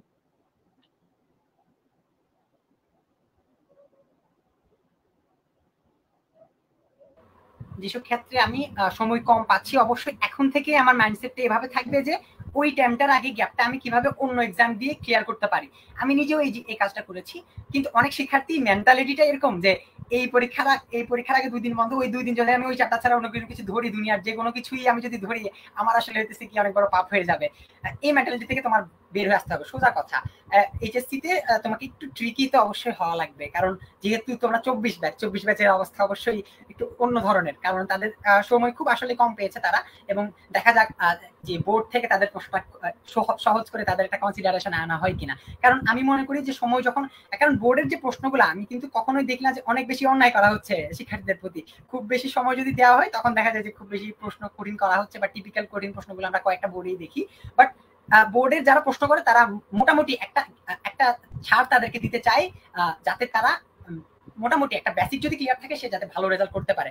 তো যারা আসলে লাইভে কমেন্ট করছো এখনো যে এত মাসে এত ঘন্টা পড়ালেখা করে কি আসলেই সম্ভব, যেমন মুশফিকুর রহমান সে বারবার কমেন্ট করছে যে ভাইয়া 2 মাসে 16 ঘন্টা পড়ালেখা করে কি আসলে সম্ভব।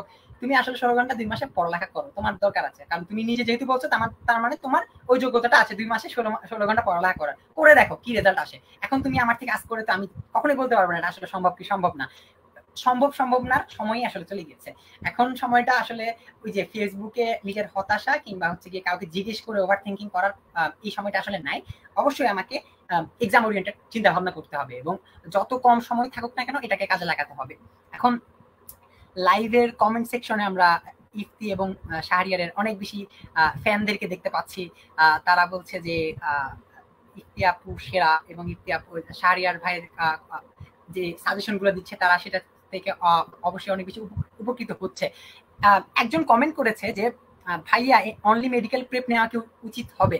এখন যেহেতু আমরা এইচএসসি নিয়ে কথা বলছি, এটা নিয়ে আসলে কথা বলার ইররিলেভেন্ট, বাট এক লাইনে যদি বলি, অনলি মেডিকেল প্রেপ নেওয়া, তোমার যদি মেডিকেল টার্গেট থাকে অবশ্যই তোমার অনলি মেডিকেল প্রিপারেশনই নিবা। এখন সিচুয়েশনটা এভাবে ক্রিয়েট করা, রুটিনটা পরীক্ষার অ্যাডমিশনের এভাবে ক্রিয়েট করা, এখন আর কেউ মেডিকেল এর পড়ালেখা শেষ করে সে আবার বুয়েটের জন্য পড়ে বুয়েটে টিকবে এই ধরনের কোনো কিছু কিন্তু চান্স কিন্তু থাকে না। কারণ দেখা যাচ্ছে একই মাসে মেডিকেল এবং বুয়েট অ্যাডমিশন টেস্টটা রাখা হচ্ছে। তো you have to be very much specific on this. কারণ হচ্ছে গিয়ে তুমি এদিক ওদিক করতে গিয়ে এই 2-3টা জিনিস ক্র্যাক করে ফেলবা, ট্রিপলেট হয়ে যাবা, এই ধরনের চিন্তা ভাবনা মাথায় রাখতে গিয়ে দেখা যাবে যে একটাও হলো না। তো অবশ্যই কনসেন্ট্রেশনটা কখন থেকে কাজ করা উচিত, যে সময় তুমি এইচএসসি দিবা, এইচএসসি যেদিন শেষ হবে সেদিন থেকে আসলে তোমার অ্যাডমিশনের জন্য ওরিয়েন্টেড হয়ে পড়ালেখা করা উচিত।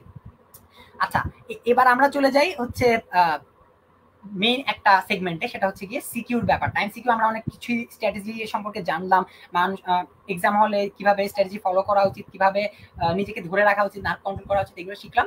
কিন্তু সিকিউর ক্ষেত্রে দেখা যায় বাংলা এবং ইংলিশ যদি বলি, ইংলিশের যে যেগুলো অনেক বেশি বর্ণনামূলক প্রশ্ন আসে সেগুলো দেখা যায় যে আমরা কিন্তু খুব কম ফেস করেছি পুরো এইচএসসি লাইফে। আমরা ইংলিশকে অনেক বেশি হেলাফেলা করি, বাংলাকে তো তার চাইতে বেশি করি, বাংলা 2 দিন আগে পড়লেও হবে এই ধরনের চিন্তা ভাবনা রাখি। তো এখন বাংলা এবং ইংলিশ নিয়ে আলাদাভাবে কি করা উচিত এই সময়টাতে? আমি ধরেই নিচ্ছি যে ম্যাক্সিমাম স্টুডেন্ট বাংলা ইংলিশ আগে পড়েই নেই, এই লাস্টের দিকে এসে সে ধরবে ধরবে চিন্তা ভাবনা করছে। এবং এমন শিক্ষার্থীও আছে যে চিন্তা করছে যে এখন 2 মাস আছে, সমস্যা নাই, আমি 1 মাস 15 দিন সব সাবজেক্ট পড়বো, বাকি 15 দিন বা 10 দিন বা 5 দিন বাংলা ইংলিশ পড়লে হবে। এই ধরনের মেন্টালিটি এবং বাংলা ইংলিশ নিয়ে যে প্রবলেমের শিক্ষার্থীরা আছে, এটা নিয়ে শাহরিয়ার তুমি কি বলতে চাচ্ছ শিক্ষার্থীদের উদ্দেশ্যে? আচ্ছা, প্রথমে বলে রাখি, যারা এটা বলছো যে এখন 1 মাস 15 দিন কোপায় অন্য সাবজেক্ট তুমি পড়ে ফেলবো এবং বাকি যে 15 দিন আছে সেখানে বাংলা ইংলিশ একদম ঝালাপালা করে ফেলবো, তোমাদেরকে বলি, তখন যদি একটানা 15 দিন তুমি বাংলা এবং ইংলিশের মতো বোরিং দুটো সাবজেক্ট পড়তে থাকো, তোমার অবশ্যই বার্ন আউট হবে। তুমি 2 দিন পর বাংলা বই দেখলে মনে করো তোমার নিচে উপরে সব জায়গায় আগুন ধরতে থাকবে। ইংলিশ বই দেখলে মনে হবে দা নিয়ে বটি থেকে একটা কোপ দিয়ে আসি। এই জিনিসটা যাতে তোমার না হয়, এটা আমারও কিন্তু হতো। আমি যখন এরকম র্যাপিডলি শেষ করার চেষ্টা করতাম কলেজের এক্সাম গুলোর আগে, আমার মাথা কান সব জায়গা দিয়ে ধোয়া বের হতো। আমি যেটা ফাইনাল পরীক্ষার আগে করেছিলাম, আমি ইংলিশ এবং বাংলা এই দুটো সাবজেক্টকে দেখতাম আমার রিক্রিয়েশনাল অ্যাক্টিভিটি হিসেবে। কি বলছি? রিক্রিয়েশনাল অ্যাক্টিভিটি কিভাবে? ধরো তুমি সারাদিন আজকে গ্রুপিং নিয়েছো, আজকে তুমি ম্যাথের একটা সার্টেন চ্যাপ্টার করবে, ম্যাথ করতে করতে তোমার হাত আর চলে না, মাথা আর নড়ে না, ঠিক আছে? তখন তুমি কি করবে? ওই বাংলা বইটা নিয়ে কিংবা ইংলিশটা নিয়ে বসবে, অবশ্যই 5-10 মিনিট রেস্ট নিয়ে তারপর সাথে সাথে ম্যাথ করবে না, ঠিক আছে? 5-10 মিনিট রেস্টের পর চাইলে তুমি বাংলা বইটা কিংবা ইংলিশ বইটা খুলে বসতে পারো।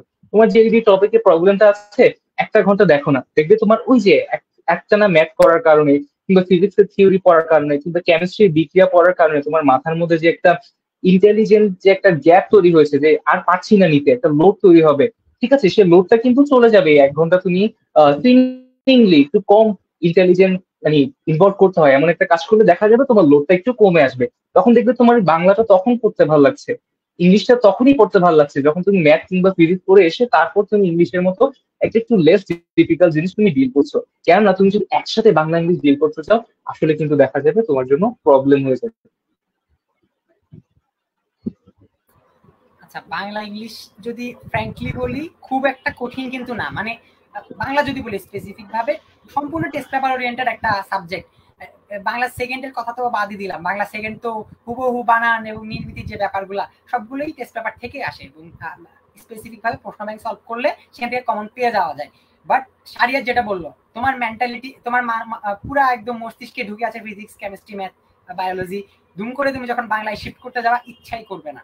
যত এইচএসসি থাকুক তোমার মনে হবে না পড়ি থাক, পড়লাম কিছুক্ষণ তারপরে গিয়ে বাংলার একটা মিম দেখে আসি ফেসবুকে গিয়ে, তো দেখা যাবে যে তুমি আসলে বাংলা পড়তেই চাও না, তোমার এই ধরনের চিন্তা ভাবনা চলে আসবে। এখন সময় যেটা আছে, ট্রাই করো, সমস্যা নাই, তোমাকে পড়তে কেউ বলছে না, তুমি হচ্ছে গিয়ে অ্যাটলিস্ট একবার চোখ বুলিয়ে যাও, বাংলা গল্প যে গল্পগুলো রয়েছে যে কবিতাগুলো রয়েছে সেগুলো সময় সময় দিয়ে যাও। একটা বায়োলজির চ্যাপ্টার পড়তে আমাদের যতদিন লাগে, যত সময় লাগে, যত এফোর্ট দেওয়া লাগে বাংলা একটা কবিতা পড়তে, বাংলা একটা গল্পে টাইম দিতে, বাংলা একটা গল্পের টেস্ট পেপার উল্টাতে আমার কিন্তু অত সময় লাগে না। কিন্তু শিক্ষার্থীরা সেটাও দিতে চায় না। এত কম যদি একটা সাবজেক্টকে গুরুত্ব দিতেই তুমি চাও, তো ওই সাবজেক্টে কম নাম্বার পাওয়া, ওই সাবজেক্টে প্লাস মিস যাওয়ার কারণে পুরো পুরো এইচএসসিতে তোমার যে জিপিএটা সেটাতে ইফেক্ট হওয়া, এটা তো তোমার দায়, ঠিক না? অবশ্যই স্পেসিফিক কোনো সাবজেক্টকে কখনোই কম হিসেবে দেখতে যাবা না, যতই সেটা অ্যাডমিশনে ম্যাটার না করুক, সমস্যা নাই। তুমি বাংলা এ প্লাস মিস করেছো, ইংলিশ এ প্লাস মিস করেছো, তার জন্য হচ্ছে গিয়ে কোনো জায়গায় তুমি অ্যাডমিশন দিতে পারছো না, এমন হয়তো খুব কমই দেখা যাচ্ছে। বাট আলটিমেটলি নিজের কাছেই খারাপ লাগবে যে এই জিনিসটাতে আসলে আরেকটু সময় 10 মিনিট 15 মিনিট সময় বেশি দিলেও হয়তো আমি আরেকটু ভালো করতে পারতাম। তো সো এই যে অবহেলার ব্যাপারটা, এটা আজকে থেকে পরিহার করো। বাংলা ইংলিশ আইসিটির কথাও যদি বলি, আইসিটির তো নাম পর্যন্ত নিতে চায় না সবাই, যে এরকম একটা সাবজেক্ট আছে সেটা 2-1 বছর ধরে মানুষজন ভুলে গিয়েছে। তো এগুলো এই 3টা সাবজেক্ট আমি কখনোই বলবো না কঠিন, আমি একদম অনেস্টলি যদি বলি এগুলো তুমি প্রতিদিন একটু একটু করে টাইম দাও, মানসিকতাটাকে ওভাবে সেট করো যে এগুলো আসলে সাবজেক্ট, তো তখন দেখা যাবে যে তোমার এখানে সিরিয়াসনেসটা বেড়েছে, টাইম দেওয়ার ব্যাপারটা বেড়েছে এবং এখানে তুমি ভালো করতে পারছো। আচ্ছা, স্পেসিফিক ভাবে যদি সৃজনশীলের কথা বলি, দেখা যায় যে শিক্ষার্থীরা প্রথম দিকের সৃজনশীলগুলোতে অনেক বেশি ইম্পর্টেন্স দিতে যায়, অনেক পেজ লিখতে যায়, কিন্তু ফুল আনসারটা করতে পারে না।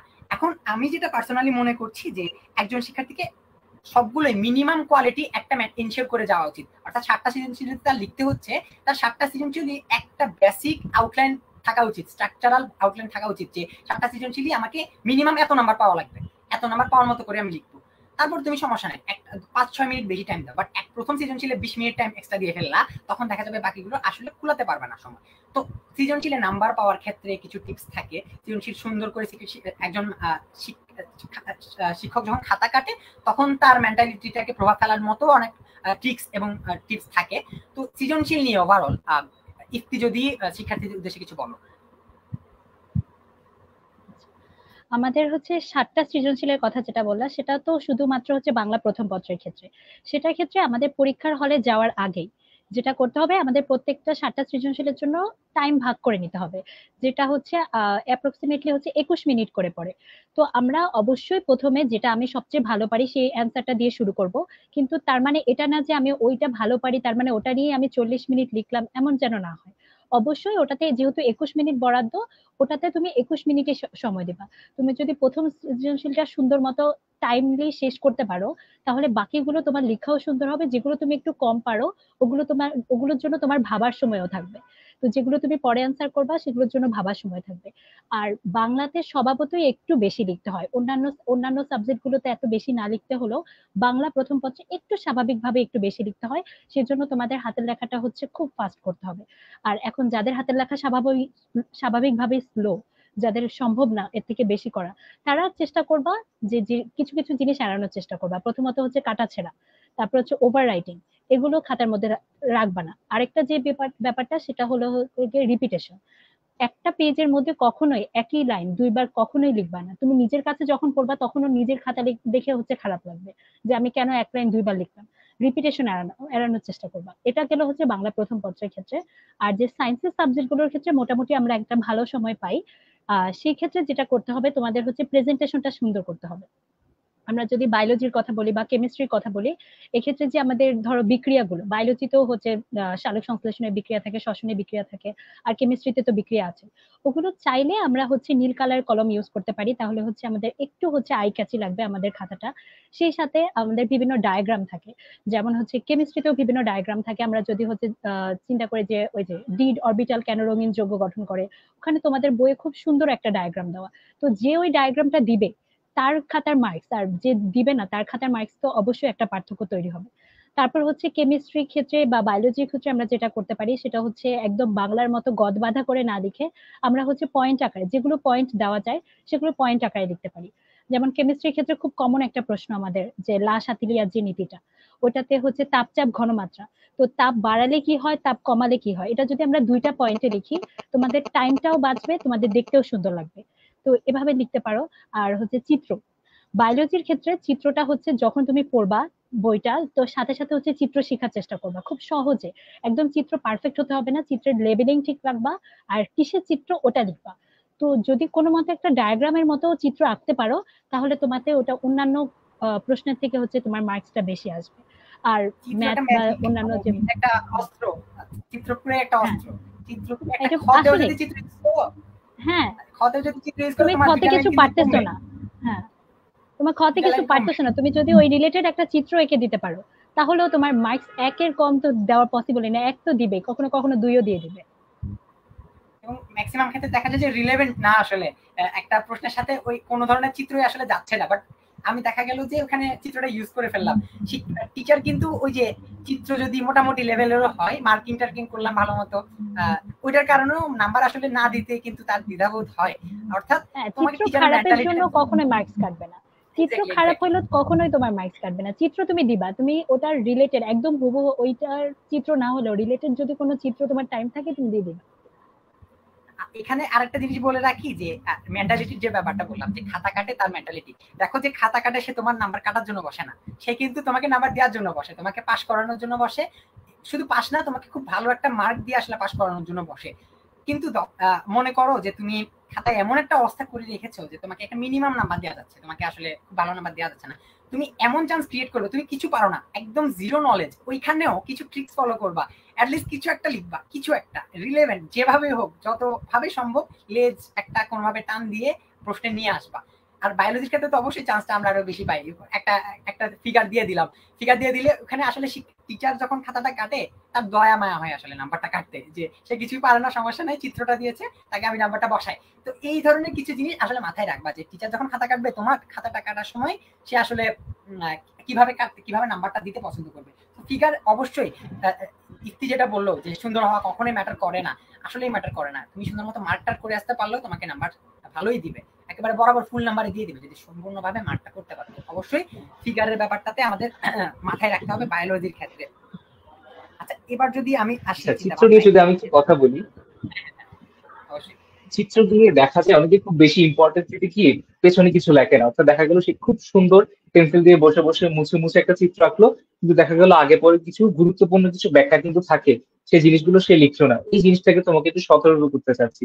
তুমি চিত্রটা সুন্দর করার দিকে নজর দিবে না, তুমি দেখবে সেটা ফিগারটা কারেক্ট হয়েছে কিনা, যে যে কম্পোনেন্ট গুলো ছিল, যে যে মার্কিং গুলো ছিল, নিচে যে লেবেলিং, যে ফিগার অফ ডেপথ, এই জিনিসটা তোমার কমপ্লিট হয়েছে কিনা এটা খেয়াল করবে। দেন তুমি কিছু প্রয়োজনীয় ব্যাখ্যা, অর্থাৎ চিত্রটার একটা মিনিমাম ব্যাখ্যা তুমি দিয়েছো কিনা সেই জিনিসটা মাস্ট তুমি ইনশিওর করবে। আর আরেকটা জিনিস, যেটা তুমি বাংলা কিংবা এই ধরনের রচনামূলক যেসব সৃজনশীল আছে সেখানে যদি বেশি নাম্বার পেতে চাও, দেখো তুমি ধরো খাতাটা লিখলে সুন্দর করে ঠিকঠাক, তুমি তোমার সাধ্য মতো যতটুকু পেজ আসে, পেজটা অতটাও সবসময় ম্যাটার করে না, তুমি লিখলে তোমার মতো অনেকেই দেখবে কম বেশি কিন্তু লিখে থাকবে। এখন তোমার লেখাটা এবং আরেকটা ফ্রেন্ডের লেখাটা কিভাবে একজন টিচার ডিসটিংগুইশ করবেন? তিনি খুব বিশাল একটা ভলিউমের খাতা কিন্তু খুব কম সময়ে তিনি কাটবেন, তো সেই জিনিসটা ডিসটিংগুইশ করার আহ, মূল উপায়টা হচ্ছে তোমার প্যাসেজের মাঝে মাঝে কিছু ইম্পর্টেন্ট শব্দ থাকে যেটা কিন্তু টিচাররা সবসময় খুঁজেন। তুমি যদি বাংলা বলো, ধরো তোমাকে আহ কল্যাণীর কথা বলছে, সেখানে দেখবে কোথাও দিয়ে চিপায় চাপায় কিন্তু আত্মমর্যাদা শব্দটা কিন্তু টিচার খুঁজতে চাইবে, দেশপ্রেম শব্দটা খুঁজতে চাইবেন। তো কোথাও যদি অনুপমের কথা আসে, সেখানে দেখা যাবে আত্মমর্যাদাহীন কাপুরুষ, বা তার বয়স হয়েছে কিন্তু তার সেই লেভেলে তার যে দায়িত্ববোধটা আছে সেটা হয়নি, এই জাতীয় কিছু এক ওয়ার্ডের শব্দ কিন্তু টিচাররা খুঁজবেন। তোমার দায়িত্ব কি? তোমার দায়িত্ব হচ্ছে, আমরা জানি সৃজনশীলের 4টা স্টেপ থাকে, যেটা হচ্ছে জ্ঞান, অনুধাবন, উচ্চতর দক্ষতা, প্রয়োগ ইত্যাদি থাকে, তাই না? তোমার কথা হচ্ছে ওই জায়গা জায়গা মতো ওয়ার্ড গুলো একটু আর্টিস্টিক্যালি বসিয়ে দেওয়া। তোমার যদি সময় থাকে পারলে নীল কালি দিয়ে বসাবে, না হলে এমন ভাবে একদম শুরুতেই জ্ঞানমূলকের জায়গায় বসিয়ে দিবে যাতে টিচার খাতাটা উল্টে একটা শব্দ চোখে পড়ে, আচ্ছা সেই শব্দটা লিখেছে, এটা লেখার জন্য তার মানে সে সবটাই জানে, সে সবটা ঠিকঠাক লিখেছে, তাকে নাম্বারটা দেওয়া যায়। এই জিনিসটা যাতে তুমি টিচারের মনে হ্যামার করে ঢুকিয়ে দিতে পারো। যে নীলকালি হচ্ছে কি আরেকটা অস্ত্র। দেখা যায় যে নীলকালি ইউজ করলে ফালতু একটা শব্দ আমি নীলকালি দিয়ে লিখলেও ওটার ইম্পর্টেন্স টিচারের কাছে বেড়ে যায় খাতা কাটার সময়, কারণ সে তো অনেকগুলো খাতা কাটছে, তার এত লাইন টু লাইন পড়ার আসলে সময় থাকে না। তো ওই টাইমটাতে তুমি যদি টিচারের চোখে কোনোভাবে পড়তে পারো, কোন একটা শব্দ দিয়ে ইউজ করে, যে ইম্পর্টেন্ট কোন একটা কিছু যদি হাইলাইট করে দিতে পারো, অবশ্যই তোমার যে খাতার যে খাতা নিয়ে যে চিন্তা ভাবনা টিচারের, সেটা অবশ্যই উন্নত হবে, সে আরো তোমাকে নাম্বার বেশি দিতে চাবে। তো টিচারের ক্ষেত্রে মানে এভাবে চিন্তা করবা, আমি খাতা স্টুডেন্ট হিসেবে লিখছি, বাট হচ্ছে গিয়ে খাতা কাটার সময় এটার ইম্প্যাক্টটা কিভাবে পড়বে, আমার খাতার ইম্প্যাক্টটা আসলে কিভাবে পড়বে। সো বেসিক্যালি হাইলাইট, তারপর হচ্ছে গিয়ে ডায়াগ্রাম, দেন হচ্ছে গিয়ে চিত্র, এগুলো যত বেশি ইউজ করতে পারি আমরা তত বেশি বেটার। তো এবারে আরেকটা জিনিসে চলে যাই, মানে র্যান্ডম স্পেসিফিক কিছু টপিক বাদ দিয়ে যদি হচ্ছে গিয়ে ওভারঅল একটা টপিকে আসি, সেটা হচ্ছে গিয়ে রুটিনের ব্যাপার, ডেইলি লাইফ রুটিন। এখন শিক্ষার্থীরা কি করবে, তারা সারা বছর পড়ালেখা করে না, তারা হচ্ছে গিয়ে এখন ঘুমাবে না, তারা সারা রাত পড়ালেখা করবে, সকালবেলা তারা দেরিতে ঘুম থেকে উঠবে, তারপরে তারা হচ্ছে গিয়ে এক্সাম দিতে দৌড়াবে, এই লুপে তারা হচ্ছে গিয়ে পড়ে যাবে। একজন শিক্ষার্থীর বর্তমানে একটা পারফেক্ট রুটিন কেমন হওয়া উচিত? আমি কখনোই কারোর ঘুমের টাইম ফিক্স করে দিতে বলছি না, বাট এমন রুটিনটা অবশ্যই এমন হওয়া উচিত যাতে তার ব্রেনটা ম্যাক্সিমাম টাইম কাজ করে। আমাদের ক্ষেত্রে যদি একজন শিক্ষার্থী দুপুরবেলা ওঠার অভ্যাসটা করে এবং এই অভ্যাস যদি সে লুপে টানা 2 মাস করে, আমি গ্যারান্টি দিয়ে বলতে পারবো তার এইচএসসি রেজাল্টটা খারাপ হবে। কেন হবে? কারণ এইচএসসি কখনো দুপুরবেলা হবে না, ঠিক আছে? কারণ কোচিং এর পরীক্ষা আমাদের অবশ্যই দুপুরবেলা হয়, কোচিং এর পরীক্ষাগুলো আমরা সন্ধ্যায় দিতে পারি, যে কোনো টাইমে দিতে পারি। আমি যেটা বলতে, যে কনসার্নটা নিয়ে কথা বলতে চাচ্ছি, যে লাইফ স্টাইলটা এমন যাতে না হয়ে যায় যে আমি একটা লুপের মধ্যে আছি, এই লুপ আমি আগামী 2 মাস কন্টিনিউ করলাম এবং এই লুপ থেকে বের না হওয়ার কারণে আমি এইচএসসি তে আমার যে আউটপুটটা সেটা কিন্তু দিতে পারলাম না। তো এই রুটিন এবং ওভারঅল জিনিসপাতি নিয়ে শাহরিয়ার ইফতির কাছ থেকে জানতে চাচ্ছি।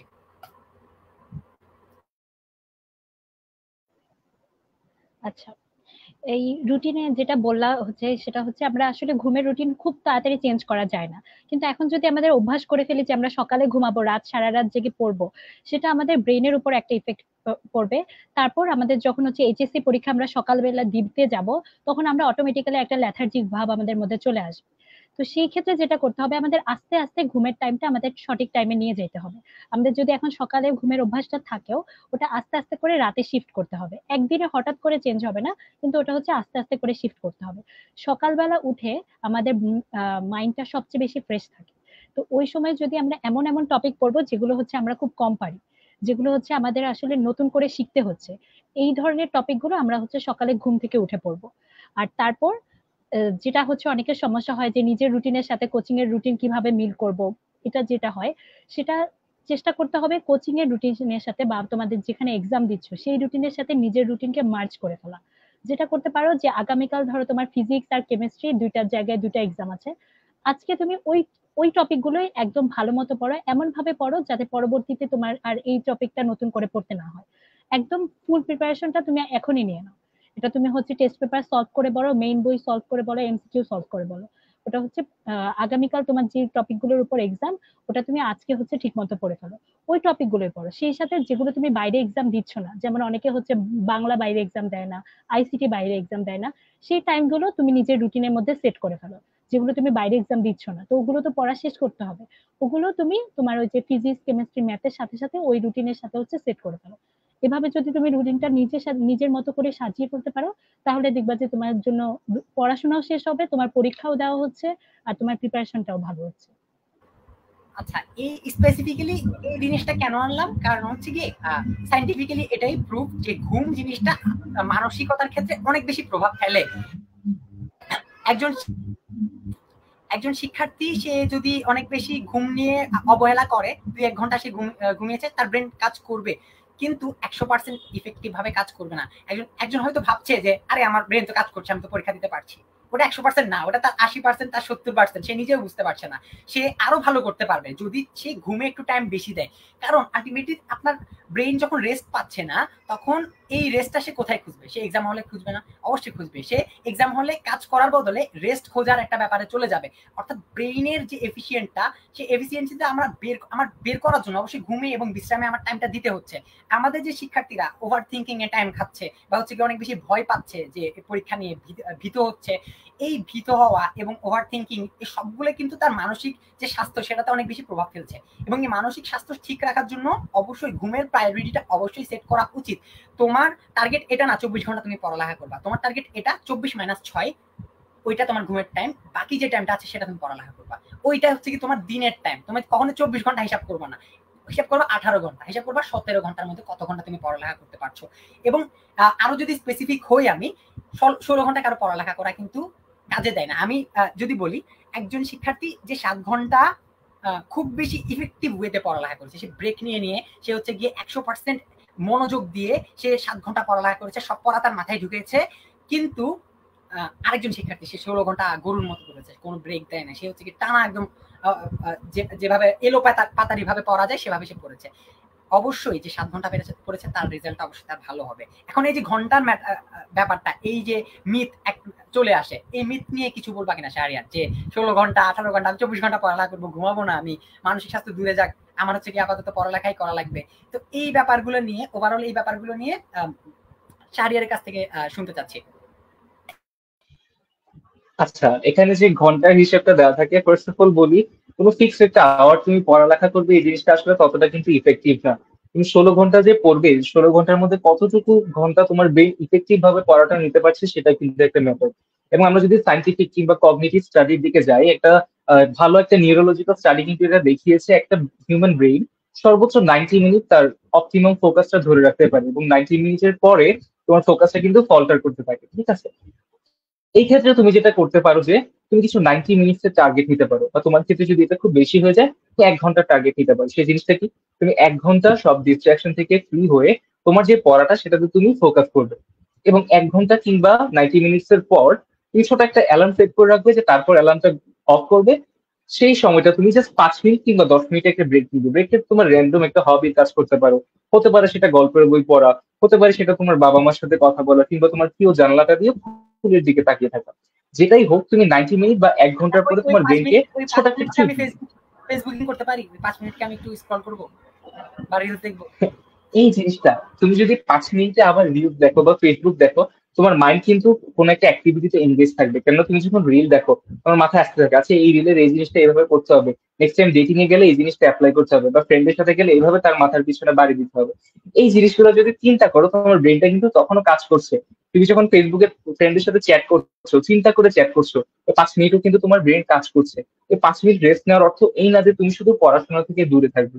তো 5 মিনিটের উদ্দেশ্য হচ্ছে তোমার ব্রেনটাকে তুমি একটা ঠান্ডা একটা অবস্থায় তুমি রাখবে। তুমি জাস্ট চিন্তা করতে হচ্ছে না, তুমি জাস্ট পিসফুলি বসবে এমন একটা কাজ করবে, ঠিক আছে? হতে পারে সেটা কোনো উদ্দেশ্যহীন ভাবে কোথাও তাকিয়ে দেখা, বাহিরে দেখা, অথবা তোমার ব্রেনটাকে তুমি যাতে ফিল করতে পারো যে হ্যাঁ আমার ব্রেনে কোনো প্রেশার পাচ্ছি না। 10 মিনিটের পর আবার সেই 10 মিনিটের ব্রেকটা যেন 15 মিনিট, 20 মিনিট, হাফ অ্যান আওয়ার হয়ে না যায়। সেই 10 মিনিট পর তুমি স্ট্রিক্টলি একটা অ্যালার্ম সেট করে রাখবে, অ্যালার্ম বাজার পর তুমি আবার পড়তে বসবে। নেক্সট পড়াটা হয়তো তোমার 90 মিনিট হবে না, দেখা যাবে তোমার 1 ঘন্টা 15 মিনিটের পর তোমার দেখা যাচ্ছে ব্রেকের প্রয়োজন হচ্ছে। হ্যাঁ, তুমি ব্রেক নিবে, আবার একটা 10 মিনিটের ব্রেক নিচ্ছ। তারপরে সেশনে দেখা যাচ্ছে তুমি 1 ঘন্টা পরে তোমার ব্রেকের প্রয়োজন হচ্ছে, ব্রেক নিচ্ছ। এরকম 2-3টা সেশনের পর তুমি একটা বড় ব্রেক নেবে। হতে পারে সেটা দেখা যাচ্ছে লাঞ্চের ব্রেকের সাথে কারেসপন্ড করে গেছে, বা তোমার নামাজের সময় হয়ে গেছে, কিংবা ডিনারের সময় হয়ে গেছে, বা এক্সাম দিতে যাওয়ার সময় হয়ে গেছে। তো তখন মাঝখানে একটা বড় সড়ো 1 ঘন্টা বা 2 ঘন্টা তুমি ব্রেক রাখতে পারো, দেন আবার তুমি শুরু করবে। এই রুটিনটা যদি তুমি ফলো করো, যেটা আমি করে দেখেছি, এভাবে করলে ডেইলি অ্যারাউন্ড 6 থেকে 7 ঘন্টা, এবং যদি বেশি এফিসিয়েন্সি করো 8 ঘন্টার মতো তোমার পড়ার সময় পাওয়া যায়। এবং আমি তোমাকে বলি, তুমি যদি আসলে ফোকাস করে এই সময়টাতে পড়ালেখা করতে পারো এবং ব্রেকের সময়গুলোকে এফিসিয়েন্টলি ব্রেনটাকে একটু ব্রেক দাও, তারপর যদি আবার তুমি পড়ালেখায় ব্যাক করো, তাহলে তোমার যেই ফ্রেন্ডটা 16 ঘন্টা জাস্ট বই নিয়ে বসেছিল, তার মাথায় কিছু ঢুকেনি, তার মাথায় ঢুকেছে এক্সামের আগে কি হবে, পরে কি হবে, কোথায় চুট দিবে, তার থেকে কিন্তু তোমার পড়াটা অবশ্যই ইফেক্টিভ হবে বলে আমি পার্সোনালি মনে করছি, ঠিক আছে? আচ্ছা, অনেক স্টেট ইউজ করে অনেক কিছু অনেক গুরুত্বপূর্ণ পার্সপেক্টিভ থেকে এক্সপ্লেন করা হয়েছে জিনিসটা শাহরিয়ারের। তো অবশ্যই যারা লাইভটা দেখছো তারা হচ্ছে কি দরকার হলে প্রতিদিন একবার শুনবা, যখন হচ্ছে গিয়ে যতক্ষণ না তুমি এটা লাইফে ইম্প্যাক্ট আনতে পারছো এই জিনিসটার, এই টেকনিকটার। কারণ হচ্ছে অবশ্যই ইফেক্টিভ হওয়া লাগবে। কর্মদক্ষতার ম্যাথ আমরা করি, কখনোই কর্মদক্ষতার ম্যাথ 100% আনসার আসে না। কেন? কারণ হচ্ছে এটা সম্ভব না। কিন্তু এই 80% 70% তোমার ব্রেনকে তো কাজ করাইতে হবে। এটা কিভাবে করাবা? এটা হচ্ছে গিয়ে এইভাবে তোমার ব্রেন যেভাবে ফাংশন করে ওটা তোমাকে আগে বুঝতে হবে, দেন ওটার উপরে তোমাকে ইম্প্যাক্ট আনতে হবে। এখন আরেকটা জিনিস, মনে করো আমার ফ্রেন্ড সার্কেলে হচ্ছে গিয়ে শাহরিয়ার এবং ইফতির মতো মানুষজন যারা হচ্ছে গিয়ে সিলেবাস অনেক ভালো করে শেষ করে ফেলেছে এই মুহূর্তে, কিন্তু আমি তো তাদের মতো না। আমি হচ্ছে গিয়ে অনেক পিছিয়ে আছি এবং এই চিন্তায় আমি পড়ালেখা করতে পারছি না। আমার ফ্রেন্ডরা যারা আছে তারা অনেক ভালোভাবে এগিয়ে গিয়েছে, তাদের সিলেবাস শেষ, তারা already full syllabus, short syllabus cover করে ফুল সিলেবাসও তাদের শেষ, তারা অ্যাডমিশনের প্রিপারেশন নিচ্ছে। আর আমার এইচএসসি শর্ট সিলেবাসে অনেক বেশি বাকি। এই ধরনের চিন্তা ভাবনা যখন মাথায় আসবে, এগুলো থেকে আমি কিভাবে মুক্ত হয়ে আমার পড়ালেখা আমি ফোকাস করবো, একটু যদি এক্সপ্লেন করো। আচ্ছা, সেই ক্ষেত্রে হচ্ছে বলবো এখন সময় অনেক কম, 2 মাস। তো এই 2 মাসে আমরা অন্যের সাথে নিজের তুলনাটা না করি। মানে আমরা ফ্রেন্ডদেরকে ফোন দিয়ে না বলি যে তোর কতটুকু পড়া হয়েছে, আজকে কতটুকু পড়ছিস, কালকে কতটুকু পড়বি। এই জিনিসটা হচ্ছে আমরা এই সময়টাতে বাদ দিই। এটা আমরা কখন করি? এটা হচ্ছে প্রথম প্রথম আমরা হচ্ছে মিলিয়ে মিলিয়ে পড়ার একটা হচ্ছে রেজ তৈরি হয়, যে তুই আজকে এতটুকু পড়বি, আমিও আজকে এতটুকু পড়বো। কিন্তু এই সময়টা আসলে নিজের সাথে নিজের কম্পিটিশন। তুমি কালকে হচ্ছে এতটুকু পড়া শেষ করতে পেরেছো, আজকে তুমি দেখবা যে ওইটুকু তোমার মনে আছে কিনা। নতুন পড়া তুমি কি কি পড়তে পারবো ওটা নোট রাখবা। আর তোমার যে 2 মাসের সময় আছে ওটার একটা রুটিন তৈরি করবা। কোনো কিছু আসলে রুটিন ছাড়া যখন তুমি পড়ো, তখন লাস্ট মোমেন্টে অনেক হচ্ছে হ্যাপাজার্ড একটা ব্যবস্থা হয়ে যায়, ব্যাপার হয়ে যায়, তুমি শেষ করতে পারো না। তো প্রথম থেকেই একটা হচ্ছে ওভারঅল রুটিন রাখবা যে আমি এই এইচএসসির 1 সপ্তাহ আগে যাতে আমার সব সিলেবাস মোটামুটি কমপ্লিট হয়। এটা তোমার ফ্রেন্ড কত আগে শেষ করলো বা তোমার ফ্রেন্ড কত আগে শেষ করে অ্যাডমিশনে পড়া শুরু করলো, এই জিনিসটা হচ্ছে এখন ওর সাথে মিলাতে যাবা না। তুমি অবশ্যই তুমি যে সিচুয়েশনে থাকো, প্রথমত ওভার থিঙ্ক করা যাবে না, হতাশ হওয়া যাবে না। তুমি নিজেকে একটা রুটিনের মধ্যে বেঁধে ফেলো, রুটিনের অনুযায়ী ফলো করো, নিজের রুটিন নিজে ফলো করো। তাহলেই দেখবা যে তুমি নিজে ওই টাইমের মধ্যে তুমি নিজে খুব সুন্দরভাবে শেষ করতে পারতেছো। এই সময় ফ্রেন্ডদের সাথে মিলানোর আমার মনে হয় কোনো দরকার নেই, বা ফ্রেন্ডদের কতটুকু পড়তেছে ওইটা আমার জানার কোনো দরকার নেই। অবশ্যই মানে কম্পারিজনের ব্যাপার তো অ্যাডমিশনেও চিন্তা ভাবনা করা উচিত না, যেখানে হচ্ছে গিয়ে তুমি এইচএসসির মতো ব্যাপার, তুমি যতটুকু পড়বা তোমার ফ্রেন্ড যতটুকু পড়বে কোনোটাই কারো উপর ইম্প্যাক্ট ফেলবে না। দুজনই কিন্তু এ প্লাস পাওয়ার সমান কিন্তু সম্ভাবনা। কারণ হচ্ছে কি এইচএসসিতে ওরকম সিট নির্ধারিত না যে এতজন এ প্লাস পাবে। তুমি পড়ে তোমার বরাবর আউটপুট যদি দিতে পারো, তোমার যে রেজাল্টটা আসবে তোমার ফ্রেন্ডের কারণে কিন্তু সেটা কোনোভাবে ইম্প্যাক্ট পড়বে না তোমার রেজাল্টে, বা তোমার কারণে তোমার ফ্রেন্ডের উপর ইম্প্যাক্ট পড়বে না। অর্থাৎ এইচএসসি আমাদেরকে একটা চান্স দেয় যে আসলে ইন্ডিভিজুয়ালি নিজের সর্বোচ্চটা বের করে এনে, নিজের আউটপুটটা বের করে এনে, নিজের রেজাল্টটা আসলে ক্যাচ করার। কিন্তু এই চান্সটা আমরা আসলে কিভাবে হারাই? ওভার থিঙ্কিং করে। তো এখন এই ওভার থিঙ্কিং এর যে ব্যাপারটা, একটা হিউম্যান সাইকোলজি, একটা হিউম্যান নেচার, কারণ অটোমেটিক চলে আসে। কিন্তু কখন আসে আমরা এক্সপ্লেন করেছি যখন মানসিক স্টেটটা আমরা অনেক বেশি এক্সাইটেড রাখি। এখন শাহরিয়ার মানে তোমার কাছে স্পেসিফিক্যালি জানতে চাচ্ছি যে আমাদের মেন্টাল স্টেবিলিটিটা এবং হচ্ছে গিয়ে এই ধরনের ব্যাপারগুলো, ডিপ্রেশন, অ্যাংজাইটির মতো ব্যাপার স্যাপার যখন চলে আসবে, ওভার থিঙ্কিং এর মতো ব্যাপার স্যাপার যখন চলে আসবে, এক্ষেত্রে স্পেশাল কোনো সাজেশন আছে কিনা? মেডিটেশন বা হচ্ছে গিয়ে অন্য কোনো কিছু যেটা হচ্ছে গিয়ে আমাদেরকে একটু রিল্যাক্স রাখতে পারে বা হচ্ছে এক্সাইটমেন্টটা একটু কমাবে? আচ্ছা, এখানে যে জিনিসটা আমি খুব ইফেক্টিভ আমার ক্ষেত্রে হয়েছে সেটা হচ্ছে প্রথমত অ্যাকনলেজ করতে হবে আমি একজন মানুষ, এবং যে কোনো একটা গিভেন টাইমে আমার সবকিছুতে এক্সেল করা সম্ভব না। ঠিক আছে, তোমার এক ফ্রেন্ড হয়তো এই সাবজেক্টে ভালো, আরেকটা সাবজেক্টে সে ফল্টার করছে। তোমাকে তুমি হয়তো দেখলে সে তুমি আরেকটা সাবজেক্টে ভালো, কিন্তু তোমার ফ্রেন্ড যেটাতে ভালো সেটা তো কেন তুমি ভালো হচ্ছ না, কিংবা তোমার কেন এই জিনিসটাতে এত এফিসিয়েন্সি আসছে না। কিন্তু যদি তোমার হিসাব করলে দেখা যায় তুমি কিন্তু আরেকটা সাবজেক্টে ঠিকই ভালো করছো, কিন্তু এই সাবজেক্টে তুমি অ্যাভারেজ। তোমাকে এই জিনিসটা বিবেচনা করতে হবে। তোমার যে ফ্রেন্ডটা টপার, সে কিন্তু সব সাবজেক্টে টপার না, সমানভাবে টপার না, তারও কোথাও না কোথাও ঘাটতি আছে। এবং তুমি মানুষ, তোমাকে সৃষ্টি করা হয়েছে এভাবে। তুমি যদি কোরআনের আয়াত দেখো, সেখানে বলা হয়েছে তুমি জ্ঞানীর উপরেও কিন্তু আরেক ধাপের জ্ঞানী রয়েছে। তো তুমি যতই ভালো করো না কেন, কিংবা ভালো স্টুডেন্ট হিসেবে সুখ্যাতি পেয়ে থাকো না কেন, কিংবা তোমাকে যে যাই বলুক না কেন, তুমি এটা নিজে সবসময় জানবে যে তোমার একার পক্ষে একটা মুহূর্তে সবকিছু জানা সম্ভব নয়। হ্যাঁ, তোমার ক্ষেত্রে একটা জিনিস যেটা করা সম্ভব সেটা হচ্ছে সর্বোচ্চ পরিমাণ এফোর্ট দেওয়া। তোমার হাতে এফোর্ট দেওয়াটা আছে, তুমি সুন্দর একটা রুটিন করবে। রুটিন বলতে এমন রুটিন না যে আজকে 8টা থেকে 9টা পর্যন্ত বাংলা পড়বো, 9টা থেকে 9:30 পর্যন্ত আমি ওয়াশরুম অ্যাটেন্ড করবো, 9:30 থেকে 10টা পর্যন্ত আমি ইংলিশ পড়বো। এটা না, তুমি টার্গেট নিবে এই 2 দিনের মধ্যে আমার এই সাবজেক্টটা আমাকে শেষ করতে হবে। এরকম একটা রুটিন নিবে, এবং তুমি হোপফুল থাকবে যে শেষ করবে, এবং সেই সময়টাতে সর্বোচ্চ চেষ্টা করবে শেষ করার। এবং এটাও মেনে নেবে যে হ্যাঁ, তার মাঝখানে হয়তো আমার কিছু ফল্ট থাকতে পারে, আমার বাসায় কোনো একটা প্রবলেম অ্যারাইজ হতে পারে, আমার ফ্রেন্ডের কোনো একটা বিশাল বড় সমস্যা হতে পারে যেটা আমার সলভ করতে হতে পারে। এই জিনিসগুলো কিছু বাফারিং টাইম হাতে নিয়ে তুমি হোপ ফর দ্য বেস্ট, ঠিক আছে, হোপ ফর দ্য বেস্ট, এবং নিজের ক্যাপাবিলিটি সর্বোচ্চটা তুমি দিবে। এক্সপেকটেশনের একটা প্রেশার আমরা নিজেদের কাছে ক্রিয়েট করে দিই। আমরা যখন একটা রুটিন বানাই, দেখা যায় যে ওই রুটিনের 60% 70% মেনটেন করা হয়নি। আমি রুটিনে লিখলাম যে আজকে আমি বায়োলজির একটা চ্যাপ্টার পুরাটা একবার রিডিং করবো, আমার দুই পৃষ্ঠা রিডিং পড়া হয়েছে, এবং দেখা যায় যে এই ডিপ্রেশনে আমি আর পরের দিন রুটিন বানাচ্ছি না। ঠিক আছে, একটা খুব সুন্দর উক্তি আমি বলবো, যেটা হচ্ছে গিয়ে চাইনিজ একটা উক্তি, যে don't be afraid of growing slowly, be afraid only of standing still. মানে তুমি খুব স্লোলি গ্রো করছো, এটা কখনোই ভয় পাবা না। তুমি ভয় ওটা নিয়ে পাবা যে তুমি এক জায়গায় দাঁড়িয়ে আছো, কারণ তুমি খুব স্লোলি গ্রো করতে করতে করতে একটা সময় তোমার টার্গেটে তুমি পৌঁছাতে পারবা। কিন্তু ধরো তুমি এক জায়গায় দাঁড়িয়ে আছো এবং তুমি চিন্তা করছো যে কি অ্যাচিভ করা সম্ভব, কি অ্যাচিভ করা সম্ভব না, এই ধরনের ওভার থিঙ্কিং তুমি করছো, তখন কিন্তু তুমি কোনোভাবেই এই জিনিসটাকে অ্যাচিভ করতে পারবা না। যে বললাম যে আশার একটা ব্যাপার, অর্থাৎ তুমি কখনো এটা এক্সপেক্ট করে রুটিন বানাবা না যে 100% তুমি কাজ করতে পারবা। তুমি যে 2 পৃষ্ঠাটা বায়োলজি পড়তে পেরেছো, এটাও কিন্তু তোমার রুটিন বানানোর জন্য। তুমি যদি রুটিন না বানাতে তুমি ওই 2 পৃষ্ঠা পড়তে পারতা না। অর্থাৎ রুটিন বানানো অনেক বেশি ইম্পর্টেন্ট। আমি যেটা পার্সোনালি মনে করি, আমি প্রত্যেকদিন একটা করে পেজ ছিঁড়তাম, ছিঁড়ে হইতেছে গিয়ে লিখতাম ঘুমানোর আগে যে আমাকে কালকে এই কাজগুলো করতে হবে।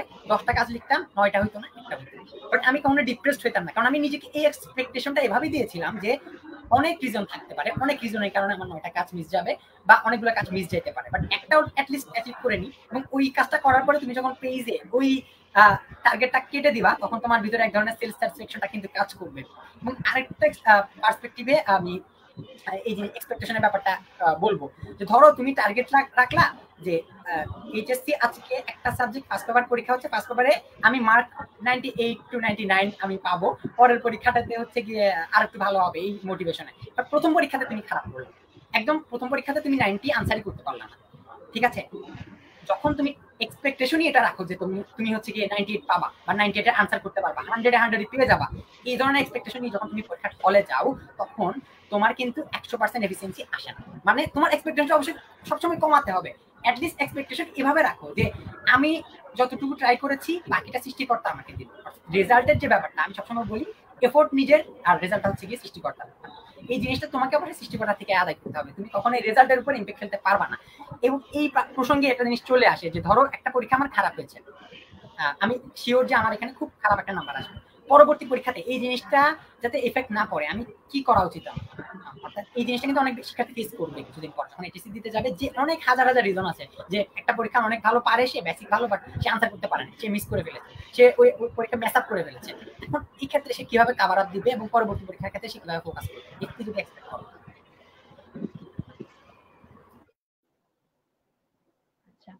এটা হচ্ছে পরীক্ষা খারাপ হওয়ার যে ব্যাপারটা, এটা দুইটা সময় হতে পারে। একটা হচ্ছে এইচএসসির সময় হতে পারে, আর একটা হচ্ছে এইচএসসির আগে আমরা যে পরীক্ষাগুলো দিই ওখানে হতে পারে। তো এইচএসসির আগে আমরা যে পরীক্ষাগুলো দিই ওইখানে পরীক্ষা যদি খারাপ হয়, এটা হচ্ছে আমরা আগে মিসবা ভাইয়া বললো যেটা, ওটা আমাদের জন্য প্লাস, এটা নিয়ে আমার কোনো সমস্যা ওটা হচ্ছে আমাদের হচ্ছে প্লাস পয়েন্ট। হ্যাঁ, ওইটা যত খারাপ হবে তত তোমার শিক্ষার কোয়ালিটিটা বাড়বে, তুমি তত বেশি শিখতে পারবে। আর এইচএসসির সময় যে পরীক্ষার কোনো একটা খারাপ হয়ে যেতে পারে, তোমার প্রিপারেশন অনেক ভালো, তুমি সারা বছরই পড়াশোনা করছো, কিন্তু কোনো একটা ভাবে হচ্ছে পরীক্ষা খারাপ হয়ে গেল, যেটা করবা কখনোই পরীক্ষা দিয়ে এসে ওই পরীক্ষার প্রশ্ন মিলাবা না।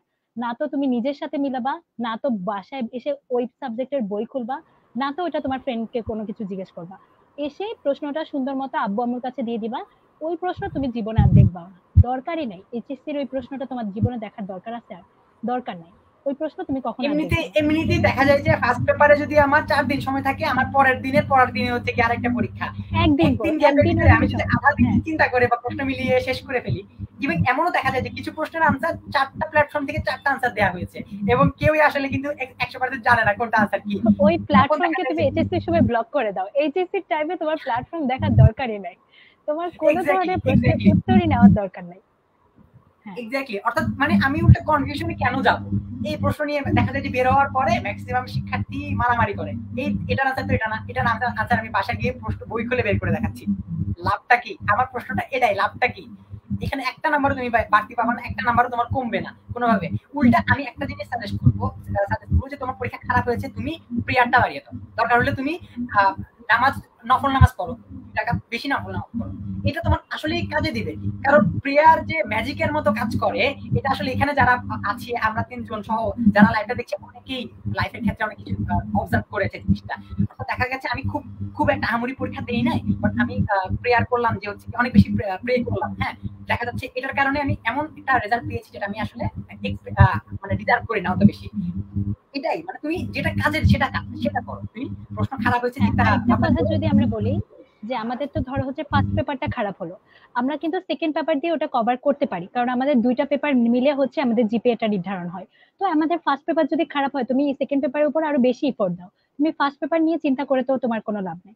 তাহলে সেকেন্ড পেপারের উপর বেশি এফোর্ট দাও, দুইটা মিলে যেহেতু তোমাদের রেজাল্টটা হচ্ছে, তাহলে তোমার জন্য তো একটা প্লাস পয়েন্ট আছেই এখানে।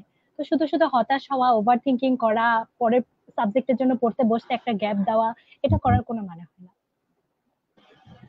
আচ্ছা, এক্সামে ভুল করেন আমি যদি একটা কথা অ্যাড করতে চাই। আচ্ছা, অনেকে হয়তো বলতে পারে যে ভাই আপনারা তো টপ করে আসছেন, আপনারা এসব ভুলের মর্ম কি বুঝবেন, আমি ভুল করছি, আমার ভিতরে চলতেছে। কথা হচ্ছে এরকম একটা সিচুয়েশনের মধ্যে দিয়ে কিন্তু আমি আমার এইচএসসি পরীক্ষাতে গিয়েছিলাম। আমাদের অলমোস্ট লাস্ট এক্সামটা ছিল ম্যাথ সেকেন্ড পেপার, এবং সেখানে একটা ম্যাথ এসেছিল কোয়াইট ডিফিকাল্ট।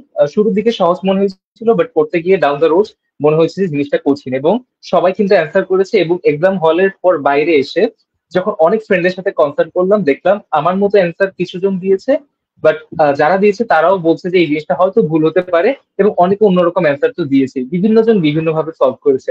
এখন আমার মাথায় ছিল আমি তো একটু ভালো রেজাল্ট করবো, দেখলাম এদিকে 10 নাম্বার নিয়ে আমার টানাটানি লেগে গেছে, এখন কি আমার এই প্লাসটা মিস যাবে নাকি কোনো দিকে।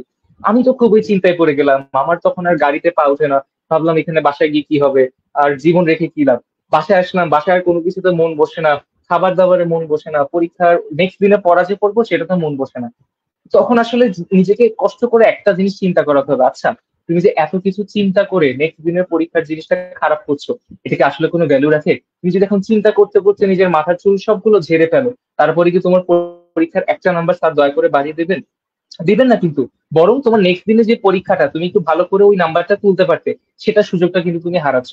একটু তুমি টেনশন করছো, তোমার ওই ফোকাস যেটা আছে, তোমার ব্রেনের ফোকাসটা চলে যাচ্ছে, তোমার মুড অফ, তোমার পড়াটা কিন্তু ভালো করে নিজের মধ্যে যাচ্ছে না। এই জিনিসটা নিজেকে একটু কষ্ট করে হলেও হ্যামার করাবে নিজের মাথার ভেতর। যেটা আমি নিজে করেছিলাম, যে এখন যদি আমি মনটা খারাপ করি, নেক্সট দিনের পরীক্ষাটা কিন্তু আমার আসলেই খারাপ হবে, আমি ভালো করে প্রিপারেশনটা নিতে পারবো না। আর তুমি কিন্তু আসলেই জানো না তোমার জিনিসটা কি ভুল হয়েছে কি হয়নি, টিচার কি পার্সিয়াল নাম্বার তোমাকে দেবেন কি দেবেন না, এটা কিন্তু একটা আমি ফ্যাক্টর যেটা আছে। এবং করেছিলাম, আলটিমেটলি দেখা যায় আমি পরীক্ষা দিয়ে এসে আমি শিওর ছিলাম যে আমাকে প্রত্যেকটা প্রশ্নে 0 দেওয়া হবে, এবং আমি চিন্তা করছিলাম যে ম্যাথে আসলে পাস করবো, আমি চিন্তা করছিলাম যে ম্যাথে আসলে আমি পাসই করবো। তো এই ধরনের চিন্তা ভাবনা মাথায় আসার পরে আমি কিন্তু সেকেন্ড পরীক্ষাটা খারাপ করতে পারতাম, অনেক কষ্টে অনেক কিছু মেনটেন করে আমি সেকেন্ড পরীক্ষাটা দিলাম। দিয়ে দেখা গেল যে ওইটাও হইতেছে গিয়ে খুব বেশি ভালো হয় নাই। কেন হয় নাই? কারণ হচ্ছে কি আমি অলরেডি অনেক বেশি প্রেশারে ছিলাম, অনেক বেশি স্ট্রেসে ছিলাম, যে আমার ফার্স্ট পেপার তো একেবারে সবচেয়ে খারাপের খারাপ যদি হয় ওইটা হয়েছে। কিন্তু এই ওভার থিঙ্কিংটা করে কিন্তু আমার নাম্বার আসলে কমে নাই, বা হচ্ছে গিয়ে ওভার থিঙ্কিংটা করার কারণে আমার নাম্বার কিন্তু বাড়ে নাই। নাম্বারটা ওই ওই ওই অনুযায়ী ছিল, হয়তো আমি প্রে করার কারণে আমার নাম্বার বাড়লে বাড়তেও পারে, বাট কখনোই চিন্তা করা বা এই ধরনের ব্যাপার স্যাপারে আমার কিন্তু লাভটা হচ্ছে না।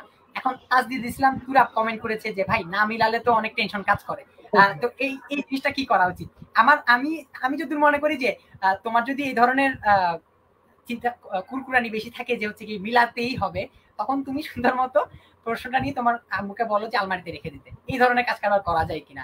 আচ্ছা, ইফতির কাছে কোনো সাজেশন আছে কিনা এটা নিয়ে, যে টেনশন তো হচ্ছে অনেক বেশি, মিলাতেই হবে, এই ধরনের ব্যাপার স্যাপারে কি করতে?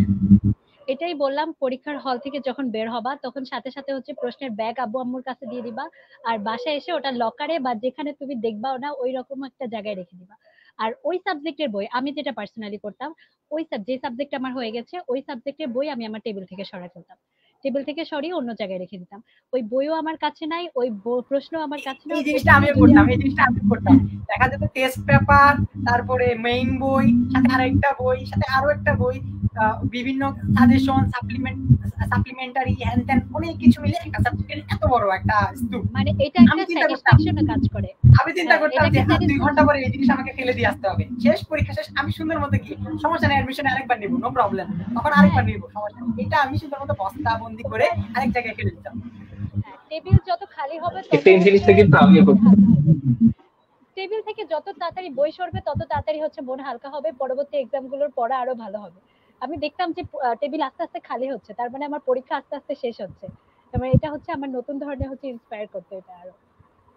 এক্স্যাক্টলি, মানে আমি এই জিনিসটা বুঝতে পারছি যে বার্ডেন, অর্থাৎ প্রশ্ন মিলানোটা বার্ডেন, এটা আমি জানি, 100% জানি। জানার পরে আমার কাজ কি, ওই বার্ডেনটা কিভাবে স্কিপ করা যায়, শেষ মানে যতভাবে সম্ভব ফোকাসটা আমি সরিয়ে ফেলবো। আচ্ছা, মানে শহীদুল শাহরিয়ার জুনায়েদ সে কমেন্ট করেছে এই যে ইংলিশ নিয়ে তার অনেক সমস্যা। আচ্ছা, ইংলিশ নিয়ে আমরা খুব ডিটেলসে কিন্তু কথাবার্তা বলেছি প্রথম থেকে, তাও আরেকবার ওয়ান লাইনার যদি বলি যে তোমার ইংলিশ কিন্তু অবশ্যই টেস্ট পেপার ওরিয়েন্টেড হতে হবে। তুমি সারাদিনে শুধুমাত্র টেস্ট পেপার যদি রিডিংও পড়ো, ইংলিশের ভয়টা অ্যাটলিস্ট তোমার চলে যাবে। কোয়েশ্চেন প্যাটার্ন যদি তুমি বুঝতে পারো। আমাদের ইংলিশ এবং বাংলায় কেন সমস্যা হয়, আমরা এখানে এত বেশি সেগমেন্ট আছে এবং এই সেগমেন্টগুলো জীবনে খুলেও দেখি নাই। ইংলিশে সামারি লিখতে হয়, ইভেন আমার ক্ষেত্রে এটা হয়েছে, আমি ইংলিশে যে পোয়েম সামারি লিখতে হয়, এই পোয়েম সামারিটা সিলেবাসে আছে এটা জানতে পেরেছিলাম এইচএসসির আগের দিন। তো এই জিনিস জানার কারণে আমার কিন্তু খুব লাভ হয় নাই, আমি কিন্তু উল্টায়ও দেখি না, আমি চিন্তা খুব চোখ বন্ধ করে হলে গিয়েছি, আজকে যদি পোয়েম সামারি আসে আমি শেষ। হ্যাঁ, এই ধরনের চিন্তা ভাবনা নিয়ে গিয়ে দেখ না, সমস্যা নাই, পোয়েম সামারি আসে নাই, বাট অন্যান্য বোর্ডে আসছে, অর্থাৎ লাক ভালো থাকার কারণে কিন্তু বেঁচে গিয়েছিলাম। এই জিনিস তোমরা করতে যাবা না, তোমাদের অবশ্যই কোয়েশ্চেন প্যাটার্ন সম্পর্কে বারবার ধারণা থাকতে হবে। ইংলিশ, হ্যাঁ ধরলাম যে তুমি এতদিন পড়ো নাই তাই ইংলিশ তোমার কাছে অনেক ভয়ের একটা ব্যাপার, বাংলা ভয়ের ব্যাপার, আইসিটি ভয়ের ব্যাপার, পরিচিত না এটার কারণে ভয়ের ব্যাপার। তোমার বায়োলজি, ফিজিক্স, কেমিস্ট্রি নিয়ে কেন টেনশন নেই, কারণ এটা তুমি আজীবন পড়ছো, এটার কোয়েশ্চেন প্যাটার্ন তুমি জানো, এটা কই থেকে আসে তুমি জানো, এটা টেস্ট পেপারে জাস্ট নামটা চেঞ্জ করে উদ্দীপক বসাই দিবে, এই জিনিসও তুমি জানো। অর্থাৎ মানে যত বেশি পরিচিত তুমি থাকবা তত বেশি ভয় তোমার কিন্তু চলে যাবে। পরিচিত মানুষের সাথে কিন্তু মানুষ ভয় পায় না, ওইরকম পরিচিত সাবজেক্টের সাথেও ভয় পাবা না। তুমি এখনই যে কমেন্টটা করছো বারবার যে ইংলিশ নিয়ে কি করবা, বাংলা নিয়ে কি করবা, তোমার অবশ্যই উচিত এখন কি কোয়েশ্চেন প্যাটার্ন নিয়ে পড়ালেখা করা। দরকার নাই তোমার হচ্ছে কি এখনই তোমার সব প্রশ্ন পারতে হবে না, অ্যাটলিস্ট তুমি কোয়েশ্চেন প্যাটার্নটা ভালো মতো জানো। এবং ইউটিউবে কোয়েশ্চেন প্যাটার্নটা কিভাবে সুন্দর করে অ্যান্সার করা যায়, এগুলো অনেকগুলো, প্রত্যেকটা টপিকে তো আমরা আসলে লাইভে এক্সপ্লেন করা সম্ভব না, প্রত্যেকটা টপিকের সুন্দর করে এক্সপ্লেনেশন আছে, তুমি দরকার হলে ওটা দেখো। কিন্তু সবার আগে যে কাজটা সেটা হচ্ছে কি তোমার অবশ্যই কোয়েশ্চেন প্যাটার্ন সম্পর্কে জানতে হবে। তুমি জানোই না, ওই যে শাহরিয়ার যেটা বললো, সারাদিন ফিজিক্স কেমিস্ট্রি মাথায় নিয়ে পরীক্ষার 15 দিন আগে তুমি ইংলিশ খুলতে গেলা, আর কাজ করছে না, এটা হচ্ছে ভয়ের সাবজেক্ট, আর কোনোটাই থাকবে না। এবং আমি চোখের সামনে দেখেছি যে ম্যাক্সিমাম স্টুডেন্ট এইসব সাবজেক্টে প্লাস মিস করছে, যারা খুব ভালো স্টুডেন্ট কিন্তু তারা এই আজীবন পড়ে নাই, আজীবন পাত্তা দেয় নাই, পড়ে নাই তো দূরের কথা, পাত্তাই দেয় নাই। তারা তাদেরকে এভাবে কোচিকে বলা হয় এগুলো তো সাবজেক্ট না, এগুলো আলাদা করে পড়া লাগে না, আর তুমি হচ্ছে কি এগুলো পরীক্ষার আগের রাতে পড়লেও হবে। বাট ওই যে আগের রাতে পড়ার মেন্টালিটিটাই তো সবার থাকে না, ঠিক না? তো এই ধরনের চিন্তা ভাবনা যারা করছো তাদেরকে অবশ্যই বলবো এখনই কোয়েশ্চেন প্যাটার্ন। আচ্ছা, ইংরেজি আর বাংলা নিয়ে একটা জিনিস অ্যাড করি যদি, যে অনেকের ক্ষেত্রে দেখা যায় ইংলিশ এবং বাংলায় যেটা গ্রামাটিক্যাল পার্টে কিন্তু তারা ঠিকই নাম্বার তুলছে, বাট সমস্যাটা হচ্ছে যে রিটেন পার্টটাতে। রিটেন পার্টে আমাদের সবার একটা গদবাঁধা ধারণা থাকে যে যদি আমি বেশি পৃষ্ঠা লিখে আসি তাহলে আমি নাম্বারটা বেশি পাবো। বাট আমি আমার এক্সপিরিয়েন্স থেকে এবং আমার টিচারদের কাছ থেকেও যেটা শুনেছি, ইংলিশ এবং বাংলা উভয় ক্ষেত্রে টিচাররা যেটা দেখেন সেটা হচ্ছে প্রিসিশন। অর্থাৎ তুমি যেটা লিখছো সেটাকে 2 পৃষ্ঠা বা 3 পৃষ্ঠা হতে হবে না, তুমি 1.5 পৃষ্ঠায় লিখো, কিন্তু তুমি যা লিখছো সেটা কি তুমি সঠিক লিখছো কিনা, তোমার সেন্টেন্সের মধ্যে বাক্যের যে 3টা স্ট্রাকচার আছে, আকাঙ্ক্ষা, আসক্তি, যোগ্যতা, তুমি সঠিকভাবে সেন্টেন্সটা মেক করেছো কিনা, তোমার বানানের মধ্যে কোনো ভুল হচ্ছে কিনা, এই জিনিসগুলো কিন্তু ইংলিশ এবং বাংলা টিচার খুব ভালোভাবে দেখেন। ওনাদের একটা আনকেনি অ্যাবিলিটি তৈরি হয়ে যায় যে একটা পৃষ্ঠা দেখলো, সাথে সাথে কোন কোন বানান ভুল আছে ধাম ধাম ধাম ধাম দাগিয়ে ফেলো। কিন্তু অনেক টিচারদেরকে দেখেছি যে খাতা খুব সুন্দর, অনেক লিখেছে, হাতের লেখা সুন্দর, বাট পৃষ্ঠার মধ্যে গোল গোল দাগ দেওয়া, কি হয়েছে, তারা বানান ভুল করেছে। আবার লাইনের নিচে দাগ দেওয়া, কি হয়েছে, তারা সেন্টেন্স মেকিং এ ভুল করেছে। তুমি যতটুকুই লিখো না কেন, রাইটিং পার্টের ক্ষেত্রে বলবো কম লিখো, কিন্তু তোমার সেন্টেন্স গুলো যাতে ভুল না হয়, কোনো শব্দের অনেকে তো বানানে বেশি লেখা শব্দের সামারিও এক পৃষ্ঠা লেখে, রাইট। সামারি তো তারা এবং আরেকটা জিনিস ইম্পর্টেন্ট, রাইট, এখানে আরেকটা জিনিস ইম্পর্টেন্ট হচ্ছে তোমার রিটেন পার্টে দেখবে কিছু স্পেসিফিক কিছু জিনিস তারা চায়, যেমন সামারি। সামারি তুমি যে প্যাসেজটা দেওয়া আছে সেটার 1/3 পর্যন্ত লিখবে, হ্যাঁ এরকম লিমিট দেওয়া থাকে। কিংবা তোমার যে অ্যাপ্লিকেশন গুলো আছে বাংলার ক্ষেত্রে স্পেশালি, সংবাদপত্রের জন্য এখানে দাও, সেখানে দাও, প্রতিষ্ঠানে দাও, সবগুলো কিন্তু আলাদা আলাদা ফরম্যাট আছে। কিন্তু এগুলো যখন তুমি পরীক্ষার 15 দিন আগে পড়তে বসবা, তোমার মাথা কিন্তু খারাপ হয়ে যাবে। এই জন্য তোমাকে বলবো, তোমার একজন টিচার যাকে তুমি নির্ভর করতে পারো, যাকে তুমি বিশ্বাস করতে পারো, যিনি বোর্ডের খাতা কাটেন, তার থেকে তুমি কনসাল্ট করবে স্যার যে আমি এই জিনিসগুলো কি ফরম্যাটে লিখবো। তোমার কলেজের ক্লাসে কিন্তু অবশ্যই সেগুলো ডিসকাস করবে। তাও যদি না থাকে, তোমরা একটা অথেন্টিক বই যেমন ভাষা শিক্ষাকে কনসাল্ট করতে পারো। সেখান থেকে প্রত্যেকটা টাইপের, যেমন সংবাদপত্রের জন্য একটা, প্রতিষ্ঠানের জন্য একটা, এরকম একটা, ইংলিশে কোনো কমপ্লেন্ট লেটারের জন্য একটা, বা প্যারাগ্রাফের জন্য বলি কজ এন্ড ইফেক্টের জন্য, মানে কোনটার স্ট্রাকচারটা কি হতে হবে, কোনটার কোনো ওয়ার্ড লিমিট আছে কিনা, কোনটার কোনো স্পেসিফিক কিছু বলা আছে কিনা যে এতটুকুর মধ্যে লিখতে হবে, এই অ্যাটাচমেন্ট দিতে হবে, এই জিনিসগুলো তুমি মাথায় রাখবে এবং পারলে নোট করে রাখবা। তুমি রিটেন পার্টের জন্য কোনো প্যারাগ্রাফ মুখস্থ করবে না। একটা এক্সপেরিয়েন্স শেয়ার করি। দেখা গেল যে একটা এক্সাম দিচ্ছিলাম আমি, মডেল টেস্ট, তো টপিক ছিল যে পদ্মা সেতুর অর্থনৈতিক গুরুত্ব। তো এই অর্থনৈতিক গুরুত্বের ক্ষেত্রে দেখা গেল যে এই জিনিস তো কেউ পড়ে যায় না ভালো মতো। পদ্মা সেতু নিয়ে অনেক বেশি পড়েছে, বাট পদ্মা সেতুর অর্থনৈতিক গুরুত্ব এটা কি জিনিস, মানে এটা কিভাবে লিখবে, ইউনিক একটা জিনিস পেয়েছে, কিভাবে লিখবে তারা সেটা বুঝে নাই। তারা সুন্দর মতো পদ্মা সেতু নিয়ে 2-3 পৃষ্ঠা লিখে গিয়েছে। এবং আমি যেটা করলাম, আমার তো খুব বেশি, মানে আমিও নিজেও পড়ে যাই না, বাট আমি জানি যে ইমপ্লিমেন্ট কোন কোন জায়গায় হয়েছে, কোন কোন জেলাগুলা হচ্ছে কি পদ্মা সেতুর কারণে লাভবান হয়েছে, এই জিনিসগুলো কি করলাম, লিখে দিলাম। জাস্ট আমার প্যারাগ্রাফটা লেখার টাইমও ছিল না, আমি লিখলাম হচ্ছে গিয়ে আধা পৃষ্ঠা। তো ওই প্যারাগ্রাফে নাম্বার যদি বলি 10-এ ছিল, আমি পেলাম হচ্ছে গিয়ে 7, এবং যারা 2-3 পৃষ্ঠা লিখেছে তারা কিন্তু 2, 2.5 এরকম নাম্বারও পেয়েছে। অর্থাৎ এটাই স্পেসিফিক ভাবে একটা জিনিস তুমি যদি লিখতে পারো, যে যে খাতা কাটে সে কিন্তু অশিক্ষিত না, ঠিক না, সে কিন্তু কোনো কোচিং এর টিচারও না যে সে হচ্ছে গিয়ে খাতা কাটছে, বাট হচ্ছে গিয়ে তার ধারণা নাই আসলে কিভাবে মার্কিংটা করা উচিত। ইংলিশের ক্ষেত্রে আমি অন্যান্য সাবজেক্টের ক্ষেত্রে খুব বেশি দেখি না জিনিসটা যে কম লেখার কারণে আমাকে নাম্বারটা দেওয়া হচ্ছে, বাট ইংলিশের ক্ষেত্রে স্পেসিফিক্যালি প্যারাগ্রাফ যেগুলো আছে, আমি খুব বেশি বড় লিখলে আমার ভুল হওয়ার সম্ভাবনা অনেক বেশি, গ্রামাটিক্যাল মিস্টেক হওয়ার সম্ভাবনা অনেক বেশি। আমরা তো এভারেজ স্টুডেন্টরা খুব বেশি গ্রামারে অনেক বেশি পারদর্শী না, দেখা যায় যে আমাদের ভুল হওয়ার সম্ভাবনা, স্পেলিং মিস্টেক সবগুলো চলে আসে। তো যত কম সময়ে, আমরা সময় হয়তো বেশি দিই, 20 মিনিট সময় দিয়ে আমি 10টা লাইন লিখলাম, সমস্যা নেই, কিন্তু ওই 10টা লাইন অ্যাকুরেট যদি হয়, আমাকে নাম্বার দেওয়ার সম্ভাবনা অনেক বেশি বেড়ে যায়। তো ইংলিশ নিয়ে এই জিনিসটা আই গেস সবার ক্লিয়ার হয়েছে। এখন তাসদিদ কমেন্ট করেছে যে একাধিক জায়গায় বাসা থেকে কোচিং মডেল টেস্ট দিতে বলা হচ্ছে। এটা অবশ্যই অনেকের ক্ষেত্রে সত্যি, এটা আমি নিজেও দেখেছি যে তুই খালি এই জায়গায় কেন পরীক্ষা দিচ্ছিস, ওই জায়গায়ও পরীক্ষা দে। হ্যাঁ, নিজের ক্ষেত্রে, ফ্রেন্ডের ক্ষেত্রেও দেখা যায় যে আমি কিন্তু 5 জায়গায় পরীক্ষা দিই, একজন বললো। তখন দেখা গেল যে না, আমি তো তাহলে পিছিয়ে আছি, একটা জায়গায় পরীক্ষা দিচ্ছি, আবার অনেকে পরীক্ষাই দিচ্ছে না। তো একাধিক জায়গায় পরীক্ষা দেওয়ার কোনো গুরুত্ব আছে কিনা, বা এটা আসলে কি উল্টা ক্ষতি করে কিনা, এটা নিয়ে যদি একটু বলো।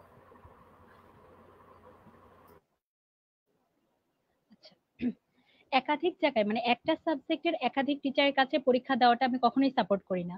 কারণ হচ্ছে দেখা যাচ্ছে তুমি একটা জায়গায় এক্সাম দিলা, ওইটার প্রশ্ন অ্যানালাইসিসে তোমার যদি টাইম দিতে পারো, তাহলে এটা এনাফ তোমার জন্য। একটা সাবজেক্ট ধরো, একটা টপিকের উপর ওই টিচারটা পরীক্ষা নিল, তুমি ওই পরীক্ষা দিলা, তারপর ওইটা নিয়ে পরীক্ষার পরে অ্যানালাইসিস করলা, সেটা থেকে তুমি যে পরিমাণ বেনিফিট পাবা, তুমি যদি 3-4টা টিচারের কাছে এক্সাম দাও, হয়তো দেখা যাবে তুমি শুধু পরীক্ষা দিয়েই গেলা, পরীক্ষা শেষে আর অ্যানালাইসিস করার টাইম পেলা না, পরীক্ষার পরে কি ভুল হলো তোমার ওগুলো নিয়ে তুমি মানে পড়াশোনা করার টাইম পেলে না, তাহলে তো আলটিমেটলি তোমার কোনো লাভ হচ্ছে না। তাহলে আমি যেটা বলবো, যে একাধিক জায়গায় এক্সাম দেওয়ার যে ব্যাপারটা একটা সাবজেক্টের, সেটা হচ্ছে কখনোই যুক্তিযুক্ত হয় না। একটা সাবজেক্টের উপর তুমি একটা টিচারের কাছেই এক্সাম দাও, ওই টিচারের প্রশ্নগুলোই তুমি ভালো মতো পড়ো, তোমার যেগুলো ভুল হচ্ছে সেগুলো এসে বাসায় বই থেকে ভালো মতো পড়ো। তা একাধিক টিচারের কাছে হচ্ছে দেওয়ার কোনো দরকার নাই। আর বাসায় বসে তো তুমি এক্সাম দিতেই পারছো নিজের কাছে নিজে, টেস্ট পেপার থেকে বলো, বিভিন্ন অনলাইন প্ল্যাটফর্মে ফ্রিতেও হচ্ছে এক্সাম দেওয়া যায় এখন। তো ওগুলো থেকে তো তুমি এক্সাম দিতেই পারছো। তোমার যদি মনে হয় যে তোমার বিভিন্ন ধরনের কোশ্চেন সলভ করা উচিত, তাহলে তুমি কোশ্চেন কালেক্ট করো, যে তোমার যে ফ্রেন্ডটা অন্য কোনো টিচারের কাছে এক্সাম দিচ্ছে ওদের থেকে কোশ্চেন কালেক্ট করো, বাসায় বসে টাইম, তারপর হচ্ছে গিয়ে একে তো টাইম নষ্ট, তারপরে টাকা পয়সা নষ্ট, হ্যাঁ তারপর হচ্ছে গিয়ে আরো একটা জিনিস নষ্ট, যাতায়াত, সেটা হচ্ছে আর তোমরা যদি হচ্ছে ঢাকা শহরে থাকো, যাতায়াতের কারণে তো তোমাদের অবস্থা খারাপ। এনার্জি অবশ্যই একটা পরীক্ষা দিয়ে এসে আমার এনার্জিটা চলে যায়, এটার কারণে আমি আর পড়তে বসতে পারি না, এই অবস্থা দেখা যায়। স্বাভাবিক, একটা জায়গায় স্বাভাবিক। ভালো করে পরীক্ষা হ্যাঁ একাধিক জায়গায় আসলে দেওয়ার প্রয়োজন পড়েও না, প্রশ্ন কালেক্ট করে সমস্যা নেই, কারণ এইচএসসি তে অ্যাটলিস্ট এইচএসসির জন্য তো প্রশ্ন ম্যাটার করতেছে। তো অবশ্যই একটা জায়গায় ভালো করে পরীক্ষা দাও। তো আমরা আরো কয়েকটা ইম্পর্টেন্ট জিনিস খুব কম সময়ে কভার করতে হবে।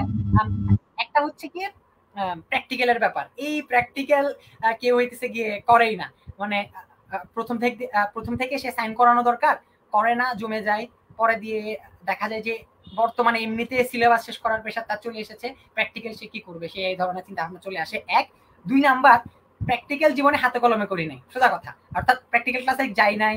সরকারি কলেজগুলোতে যারা পড়ে তারা বুঝবে জিনিসটা, যে প্র্যাকটিক্যালে না যাওয়া আসলে অনেক ভালোভাবে সম্ভব। তো স্কিপ করে করে দেখা গেলো ইচ্ছা করলো না, আরে সমস্যা নেই, পরে করবো করে করে প্র্যাকটিক্যাল কখনো করলামই না। এবার আসলো এইচএসসি। এবার হচ্ছে গিয়ে আমার এখানে এইচএসসি নিয়ে যে ভয়টা, আমি জীবনে প্রথমবার গিয়ে হচ্ছে গিয়ে কোনো কিছু কাটবো, আমি একটা জবা ফুল কাটছি প্রথমবার, জবা ফুল ধরছিও প্রথমবার, এমনও আছে, তারপরে হচ্ছে গিয়ে মাইক্রোস্কোপ দেখছি প্রথমবার, এই ধরনের ব্যাপার স্যাপারগুলো যখন চলে আসে, তখন আসলে প্র্যাকটিক্যাল নিয়ে আমি আসলে কি করা যায়, এই জিনিসটা শাহরিয়ার এক্সপ্লেইন করবা। আচ্ছা, প্রথমত বলি যাদের হাতে এখনো সময় আছে, যে তোমাদের কলেজে এখনো প্র্যাকটিক্যাল করাচ্ছে কিংবা প্র্যাকটিক্যাল সাইন করাচ্ছে, তোমাদের জন্য বলবো তোমরা প্র্যাকটিক্যাল ক্লাসগুলোর জন্য হলো অ্যাটলিস্ট কলেজে যাও। যে একটা ক্লাস আছে, শুধু একটা ক্লাস করে তুমি চলে আসবে এটার জন্য, কারণ দেখা যায় অনেক ক্ষেত্রে যে টিচাররা আছেন সাইন করাতে চান না, ঠিক আছে, এই ধরনের কিছু ব্যাপার থাকে। তো যাদের সময় আছে এটা করতে পারো। আর কিছু আছে যাদের হচ্ছে কিছু প্র্যাকটিক্যাল করা হয়নি, খাতা একদম ফাঁকা, এখন সাইন করানোর সময় চলে গিয়েছে, এখন তুমি কি করবে? তোমরা জিনিসটা যত তাড়াতাড়ি পারো কমপ্লিট করে নিবে, এবং তোমার কিছু ফ্রেন্ডদের কাছে গিয়ে একদম এক্সামের আগে গিয়ে স্যারকে ধরবে। এবং আমার মনে হয় স্যার তোমার প্রতিষ্ঠানের স্টুডেন্টকে শুধু প্র্যাকটিক্যালের জন্য ফেল করিয়ে দেবেন, এটা কিন্তু কখনো হবে না। আমি পার্সোনালি এই জিনিস করা যায় যে পরীক্ষার ঠিক আগে কলেজের কাছে অ্যাপ্লিকেশন করা যায় যে আলাদাভাবে প্র্যাকটিক্যাল গুলো যদি আরেকবার দেখিয়ে দেওয়া যায়। এবং ইউটিউবে কিন্তু অনেক বেশি পরিমাণে এইচএসসি প্র্যাকটিক্যালের যথেষ্ট ভিডিও আছে, এগুলো দেখলে যদিও মনে শান্তি থাকে যে একটা অ্যাটলিস্ট জানে জিনিসটা, বাট যে জীবনে হাতে না ধরলে জিনিসটা কখনোই, মানে মেন পরীক্ষা গিয়ে দেখা যাবে যে লবণও আমি শনাক্ত করতে পারছি না, উল্টা পাল্টা। তো এটার ক্ষেত্রে অবশ্যই কলেজের ভূমিকা অনেক বেশি আছে, কলেজকে অবশ্যই রিকোয়েস্ট করা উচিত। বা আমি তো ইনস্ট্রুমেন্টটা নিজে এনে হয়তো প্র্যাকটিস করতে পারতেছি না, এই ক্ষেত্রে কি করবো? আচ্ছা, যেটা দেখা যায়, যেটা বললো, টিচাররা কিন্তু উইলিং থাকে সবসময় তোমাকে হেল্প করার জন্য। তুমি যদি তোমার কলেজে টিচারকে এখন গিয়ে বলো, যে তোমার ফ্রেন্ডরা সবাই যদি যাও, যে বলো স্যার আমার এই জিনিসগুলোতে সমস্যা আছে, আপনি যদি জাস্ট আমাকে ইনস্ট্রুমেন্ট গুলো দেখান, একটা বেসিক ওভারভিউ দেন, তাহলে আমি জিনিসটা আমার জন্য সম্ভব হবে। তাহলে তোমার যে থিওরিটিক্যাল নলেজটা, যেটা তুমি ইউটিউব বা যেখান থেকে কালেক্ট করতে পারো, অবশ্যই ইউটিউবে অনেক ভালো রিসোর্স আছে, তোমার টিচার যদি একবার তোমাকে দেখিয়ে দেন, তাহলে কিন্তু তুমি অবশ্যই সেটা পারবে। এবং আমি তোমাকে জোর দিয়ে বলছি, তোমাকে শুধু টিচারকে বলতে হবে। তুমি যদি টিচারকে বলো এবং টিচার হেল্প করবে না, এটা কিন্তু খুব কম হয়। তুমি টিচারকে রিকোয়েস্ট করবে কর্ডিয়ালি, দরকার হলে তুমি অ্যাপ্লিকেশন দেবে, অবশ্যই কিন্তু তোমার রিকোয়েস্টটা টিচার দেখবে। আচ্ছা, যদি কারো ক্ষেত্রে এমন হয় যে টিচার কোনোভাবেই দেখছেন না, কোনোভাবেই তুমি তোমার কলেজের কাছ থেকে কোনো রকম সাহায্য পাচ্ছ না, সেক্ষেত্রে দেখা যায় যে অফলাইনে বিভিন্ন কোচিং কিন্তু প্র্যাকটিক্যাল গুলো দেখানোর আয়োজন করে থাকে, ঠিক আছে, একটা নির্দিষ্ট চার্জের বিনিময়ে তারা দেখানোর আয়োজন করে থাকে। সেক্ষেত্রে একদম এক্সট্রিম সিচুয়েশন তুমি সেখানে যেতে পারো, এবং মেক শিওর করবে যে তুমি সেখানে গিয়ে যন্ত্রগুলো তুমি হাতে দেখছো, ওখানে যে টিচার তোমাকে ডেমনস্ট্রেট করছেন, তারপর যেন তুমি যে যন্ত্রটা ধরে, অ্যাপারেটাসটা ধরে একবার হলেও যাতে তুমি প্র্যাকটিক্যালটা করেছো, এতটুকু যাতে তোমার নিশ্চিত থাকে। আরেক দল আছে যারা কিছুই করতে পারলা না। আচ্ছা আচ্ছা, এটা বলে নিই যে আরেক দল আছে যারা কিছুই করতে পারলে না, এক্সামের সময় একদম খালি হাতে তুমি গিয়েছো। তোমার কি একদম সবকিছু শেষ হয়ে গেছে? না, শেষ হয়নি। দেখা যায় প্র্যাকটিক্যাল এক্সাম গুলোতে খুব বেশি, যদি খুব সিরিয়াস কলেজ না হয়, সরকারি কলেজগুলোতে স্পেশালি অনেক এদিক ওদিক করার সুযোগ থাকে। দেখা গেল টিচার একটু চা খেতে গেলেন বা কিছু করতে গেলেন, বা টিচার দিয়ে দুজনের মধ্যে গল্প করছেন, তোমার যে পাশের ফ্রেন্ড আছে ওকে একটা ভালো মতো গুতা দিয়ে বলবে যে তোর রেজাল্ট আমাকে বল, বলবো যে তুই একটু সেট করে দে, স্যার ওদিকে তাকে আছে। কি বলা যায়, জীবন রক্ষাকারী ভূমিকা পালন করে। অবশ্যই ল্যাব অ্যাসিস্ট্যান্ট, ওনাকে যদি তুমি নামাজ আছা দেখে একটু উত্তম রূপে তেল মালিশ করে যদি তোমার কাজটা শেষ করে আনতে পারো, যা কিছুর বিনিময়ে হোক, সেটা তো তোমার জন্য আলটিমেটলি লাভ, তাই না? তোমার উদ্দেশ্য হচ্ছে জিনিসটা এক্সামটা থেকে চলে আসে। এখন সেটা পাশের ফ্রেন্ডকে গুঁতো দিয়ে হোক কিংবা মামার হাতে কিছু দিয়ে হোক, তুমি সেই জিনিসটা কিন্তু করে রাখার চেষ্টা করবে, ঠিক আছে? এটা নিয়ে ভয় পাওয়ার কিছু নেই প্র্যাকটিক্যালি। ওকে, আচ্ছা, তাহলে প্র্যাকটিক্যালের ব্যাপারটা আসলে ক্লিয়ার হলো। আমরা স্পেসিফিক লাস্ট দুইটা টপিকে চলে যাব। প্রথমটা হচ্ছে গিয়ে অলরেডি একবার ডিসকাস করা হয়েছে, বাট আরেকটু যদি ডিটেলসে ডিসকাস করা হয়, সেটা হচ্ছে ফুল সিলেবাস, শর্ট সিলেবাস, আমি কোনটা পড়বো কোনটা পড়বো না। প্রথমত আমি যদি মনে করি ইঞ্জিনিয়ারিং এবং অন্যান্য অ্যাডমিশন টেস্টে যারা আছো, এই প্রশ্নটা কোনোভাবেই তাদের জন্য না। এখন মেডিকেল যারা ওরিয়েন্টেড, তারা এখন কি শর্ট সিলেবাস এখন বা পরেও যদি বলি, শর্ট সিলেবাস এবং ফুল সিলেবাসের কন্ট্রাডিকশন কিভাবে এড়াবা, এই জিনিসটা আনসার করো। এখন যাদের হচ্ছে প্রিপারেশন খুব ভালো এইচএসসির জন্য, তারা কিছু কিছু হয় কি, কিছু কিছু দেখতে পারো। ফুল সিলেবাসের ভিডিওগুলো হচ্ছে ইউটিউবে পাওয়া যায়, বা তোমার যদি প্রি মেডিকেল কোর্স চালু থাকে তো ওখানে হচ্ছে ভিডিওগুলো দেখতে পারো, ক্লাসগুলো হচ্ছে করতে পারো। একটু লাউড হলে বেটার, সাউন্ডটা একটু লাউড হলে বেটার। আচ্ছা, মানে যেটা বলছিলাম যে তোমাদের যারা হচ্ছে প্রি মেডিকেল কোর্সে আছো, তারা যদি ফুল সিলেবাসের টপিকগুলো জাস্ট দেখো, তোমার যদি পড়ার সময় নাও থাকে, কিন্তু জাস্ট হচ্ছে ভিডিওগুলো বা ক্লাসগুলো হচ্ছে যদি দেখো, তাহলে সেটা তোমাকে হচ্ছে অনেক বেশি হচ্ছে কাজে দিবে পরবর্তীতে অ্যাডমিশনের সময়। আর হচ্ছে যেটা বলবো যে অ্যাডমিশনের সময় তো হচ্ছে ফুল সিলেবাসটা লাগেই আসলে, এইচএসসি সময় না এসে এইচএসসি সময় লাগে। এখানে স্পেসিফিক বলে দিই আমি যে বায়োলজি, কেমিস্ট্রি এবং ফিজিক্স আমার ফুল সিলেবাসটা কি তিনটা ক্ষেত্রে লাগছে কিনা। অর্থাৎ আমি বায়োলজির ক্ষেত্রে লাইন টু লাইন অবশ্যই আমার ফুল সিলেবাসটা পড়া লাগে, কিন্তু ফিজিক্স এবং কেমিস্ট্রি যদি বলি, আমি কি লাইন টু লাইন পড়বো? যে চ্যাপ্টারগুলো আর কখনোই পড়ি নাই, ওই জিনিস কি আসলে লাইন টু লাইন পড়া সম্ভব? লাইন টু লাইন আসলে হচ্ছে ফিজিক্স আর কেমিস্ট্রির ক্ষেত্রে হচ্ছে লাগে না। আমাদের হচ্ছে যে কোনো কোর্সে যদি আমরা ভর্তি হই, একটা হচ্ছে দাগানো লাইন ভাইয়ারা প্রোভাইড করে।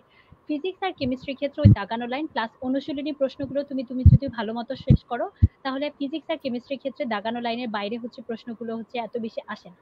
কিন্তু বায়োলজির ক্ষেত্রে গত 2 বছরের প্রশ্ন যদি তুমি অ্যানালাইসিস করো, তাহলে দেখবে এখানে যেমন হচ্ছে শর্ট সিলেবাসের বাইরে থেকেও আসতেছে অনেক প্রশ্ন, সেই সাথে দাগানো লাইনের উপর ওরিয়েন্টেড হলেও হচ্ছে অ্যান্সার করা খুব হচ্ছে এত সহজ হচ্ছে না।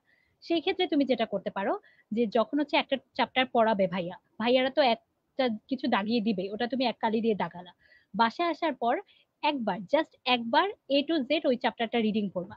তখন তোমার যেটা মনে হবে যে কিছু কিছু লাইন তোমার নিজেরই মনে হবে যে হ্যাঁ এটা তো ইম্পর্টেন্ট, এটা আসার মতো, তখন ওটা হচ্ছে অন্য কালারের কালি দিয়ে দাগিয়ে রাখবা। মানে ওই 2 কালি নিজের কাছে মেন্টাল স্যাটিসফ্যাকশন অনেক বেশি ইম্পর্টেন্ট। হ্যাঁ, কোন একটা টপিক হচ্ছে, কোন একটা সেন্টেন্স তোমার মনে হলো এটা ভাইয়া দাগিয়ে দেয়নি, কিন্তু আমার কাছে মনে হচ্ছে এটা তো খুব আসার মতো একটা প্রশ্ন। আরেকটা যেটা করতে পারো, যে পড়া শেষ হলে আমরা তো অবশ্যই প্রশ্ন সলভ করি, এই অ্যাডমিশনের সময় অনেক বেশি প্রশ্ন সলভ করা হয়। তখন যদি দেখো যে কোনো একটা টপিক থেকে রিপিটেডলি প্রশ্ন আসতেছে বিগত বছরগুলো থেকে, কিন্তু ভাইয়া সেটা দাগিয়ে দেয়নি কোনোভাবে, তখন ওটা অন্য কালারের কালি দিয়ে দাগিয়ে রাখবা। তো এই তোমার পুরো বইয়ের মধ্যে 3টা কালারের কালি দাগিয়ে থাকবে, যেটা আমি পার্সোনালি ফলো করেছিলাম আমার জন্য, বায়োলজির ক্ষেত্রে বিশেষ করে। তো তখন হচ্ছে দেখা যায় যে তোমার জন্য পরে রিভিশন দিতেও সহজ হবে, কারণ রিভিশন দেওয়ার সময় আসলে সব পড়া যায় না। তখন ভাইয়াদের দাগানো লাইনগুলো যাতে তুমি একবারে চোখ বুলিয়ে আসতে পারো, বা হচ্ছে যেগুলো হচ্ছে তোমার দাগানো আছে অন্য কালি দিয়ে, সেগুলো হচ্ছে একবার করে দেখতে পারো। এটা হচ্ছে বায়োলজির ক্ষেত্রে বললাম। আচ্ছা, মানে আমি একটা জিনিস ক্লিয়ার করি যে প্রথমত আমার বর্তমানে শর্ট সিলেবাসের বাইরে পড়ারই দরকার নেই, বাট যদি আমি চান্স পাই অবশ্যই আমার বায়োলজিটা আগায় রাখতে হবে এবং এটা খুব গুরুত্ব দিয়ে পড়তে হবে। এমন না যে তোমাকে সিকিউ আনসার করতে হচ্ছে, ঠিক না? সিকিউ আনসার করতে হলে তোমাকে যে যত এফোর্ট দিতে হতো তার at least amount of 50% effort কমে গিয়েছে, যে তোমাকে এমসিকিউর জন্য করতে হবে। তো তুমি বায়োলজির ক্ষেত্রে সায়েন্সের ক্ষেত্রে প্রতিটা লাইন, প্রথমে তো তাকানো লাইন করবা, দেন হচ্ছে গিয়ে প্রতিটা লাইন একবার রিডিং দিয়ে ট্রাই করবা। এবং ফিজিক্স এবং কেমিস্ট্রির ক্ষেত্রে স্পেসিফিক কিছু জিনিস ছাড়া কখনোই ওটার বাইরে আসে না, শর্ট সিলেবাসের বাইরে প্রশ্ন আসতে দেখা যায় না, আসলেও বইয়ের পিছনের এমসিকিউ থেকে আসে। তো এই জিনিসটা ক্লিয়ার হলো। এবং আজকে লাইভের আমরা একদম লাস্ট টপিকে চলে যাব, সেটা হচ্ছে যে এক্সাম টাইমে বা এক্সামের আগে যখন আমার অনেক বেশি ডিপ্রেশন কাজ করবে, অ্যাংজাইটি কাজ করবে, আমি কি আমার কোনো ফ্রেন্ডের সাথে, স্পেশাল মানুষের সাথে সেটা শেয়ার করে এটাকে কমানো উচিত কিনা, বা আসলে এটা করা উচিত হবে কিনা। এই ক্ষেত্রে মানে শিক্ষার্থীদের ক্ষেত্রে আমি মনে হয় একটা ট্র্যাপে চলে যায় তারা। দুইটা জিনিস হতে পারে, এক, সে ট্র্যাপে চলে যাচ্ছে, সে দেখা গেছে তার টাইমটা আরো বেশি ওয়েস্ট হচ্ছে, সে ফ্রেন্ড হোক বা যেই হোক তার সাথে সে তার ডিপ্রেশন অ্যাংজাইটি শেয়ার করে, হ্যাঁ হয়তো সেটা কিছুটা কমছে, কিন্তু বেশিরভাগ ক্ষেত্রে বেড়ে যাওয়ার সম্ভাবনা অনেক বেশি এবং টাইম ওয়েস্টের সম্ভাবনা অনেক বেশি। দ্বিতীয়ত যেটা হয় সেটা হচ্ছে অবশ্যই একজন অনেক বেশি ডিপ্রেস, অনেক বেশি লোনলি একজন মানুষ, তার হচ্ছে গিয়ে কি মানে বাসায় খুব বেশি সাপোর্ট তার নাই, তার কিন্তু অবশ্যই এই জিনিসটা, এই সাপোর্টটা লাগে। এই ক্ষেত্রে স্পেসিফিক ভাবে ডিস্ট্রাকশন এড়িয়ে, নেগেটিভিটি এড়িয়ে আমরা কিভাবে আসলে এই টাইমটা মানুষের কাছে শেয়ার করতে পারি বা শেয়ার করা উচিত কিনা? শাহরিয়ার। আচ্ছা, এই ক্ষেত্রে যেটা আমি করতাম, সর্বপ্রথম হচ্ছে আমার সেই সময় অনলাইন অ্যাক্টিভিটি একদমই ছিল না। আমার নিজের স্মার্টফোন বা কিছু বলতে ছিল না। আমি আম্মুর মোবাইল থেকে যা কিছু করার অ্যাক্সেস করতাম। আর যেটা হচ্ছে ফ্রেন্ডের সাথে কথা বলা, সেটার জন্য আমি যেটা করতাম, আমি একই সাথে আমার একটা ফ্রেন্ডের সাথে কোচিং করতাম। ঠিক আছে, আমার খুব ভালো ফ্রেন্ড, আমরা একসাথে কোচিং এ যেতাম, একসাথে এক্সাম দিতাম। আমি সবসময়, আমাদের একটা অলিখিত চুক্তি ছিল যে এক্সামের পর আমরা আধা ঘন্টা একটা চকবাজারের মোড়ে একটা খাম্বা ছিল, ইলেকট্রিক্যাল একটা থাম ছিল, সেটার নিচে আমরা দাঁড়ায় থাকতাম, আমরা খাম্বার তলা বলতাম যেটাকে। খাম্বার তলায় আমরা এক্সাম দেওয়া শেষে দাঁড়াইতাম এবং আধা ঘন্টা আমরা ওখানে কথা বলতাম, জীবনে যত কিছু ডিপ্রেশন আছে, জীবন যৌবন যা নিয়ে যার কথা, এই আধা ঘন্টায় খুব বকবক করতাম। আধা ঘন্টা পর আমাদের সবার মনে হতো আচ্ছা এখন যে যার কাজে ফিরে যাই, কালকের পড়া পড়তে হবে। তুমি এরকম একটা অফলাইন ফ্রেন্ড বানাতে পারো যে হ্যাঁ, এই আমি এক্সাম দিতে যাচ্ছি, একটা পরিচিত মুখ, তার সাথে আমার কথা হয়। তুমি একটা শক্তিমন্ত করতে পারো যে হ্যাঁ, আমাদের দুজনের লাইফে ডিপ্রেশন আছে, দুজনেরই পড়ালেখা নিয়ে বিভিন্ন শর্টকামিজ আছে। আচ্ছা, আমরা এক্সামের শেষে কিংবা আহ পরীক্ষাটার শুরুতে বা ক্লাসের শুরুতে কিংবা ক্লাসের পরে আধা ঘন্টা কিংবা 20 মিনিট দাঁড়াবো, আমরা আমাদের যে সমস্যাগুলো আছে একটু ডিসকাস করবো, ডিসকাশনের পর আমরা বাসায় যেতে পারি। এটা একটা হেল্প করতে পারে। আর সেকেন্ডলি যেটা হচ্ছে স্পিরিচুয়াল হেল্প সিক করা। দেখো, তুমি যখন স্পিরিচুয়ালি কোনো কিছুর সাথে অ্যাডেড থাকবে, সেটা কিন্তু অবশ্যই তোমার মাইন্ডকে প্যাসিফাই করবে। কেননা একমাত্র তুমি স্পিরিচুয়ালি এঙ্গেজ থাকার মাধ্যমে কিন্তু তোমার অন্তরটা শান্তির মধ্যে থাকবে। সেজন্য তুমি যেটা করতে পারো, আইদার তুমি মেডিটেশনের সাহায্য নিতে পারো, কিংবা তোমার যে ডেইলি প্রেয়ার গুলো আছে, if your Muslim you to pray five times a day, right? তুমি সেই প্রেয়ার গুলোতে একটু মনোযোগী হতে পারো। তুমি যখন দোয়া করছো, তখন দোয়ার মধ্যে তুমি একটু আন্তরিক হতে পারো যে হ্যাঁ, তোমার প্রবলেম গুলো তুমি তোমার সৃষ্টিকর্তার কাছে তুমি সঠিকভাবে জানাতে পারো যে আমি আমার সর্বোচ্চ প্রবলেম আমরা করছি, সৃষ্টিকর্তার কিন্তু কাছে আমার না জানিয়ে অন্যজনের কাছে জানানোটা বেশি প্রেফার করি, এবং দেখা যায় যে এটার কারণে প্রবলেমটা কমে না। আমার তো প্রবলেম ছিল, আমি শেয়ার করার পরে সে তার 10টা প্রবলেম বলবে, 10 আর 1 মিলে 11টা হলো, এই 11টা প্রবলেম আরো বেশি বাড়তে থাকে, লুপের মধ্যে বাড়তে থাকে। এবং এই জিনিসটার ক্ষেত্রে তুমি শাহরিয়ার যেমন বললো যে একটা স্পেসিফিক ফ্রেন্ড থাকা উচিত, অবশ্যই উচিত। আমি এটা কখনোই বলবো না যেটা নেগেটিভ, যে হচ্ছে গিয়ে তার শেয়ার করা উচিত, তার যে ডিপ্রেশন গুলো সেগুলো তার শেয়ার করা উচিত, না থাকলেও সমস্যা নেই। বাট থাকার ক্ষেত্রে নেগেটিভিটি কিভাবে এড়াবা, তোমার you have to be very much specific on this, on choosing this.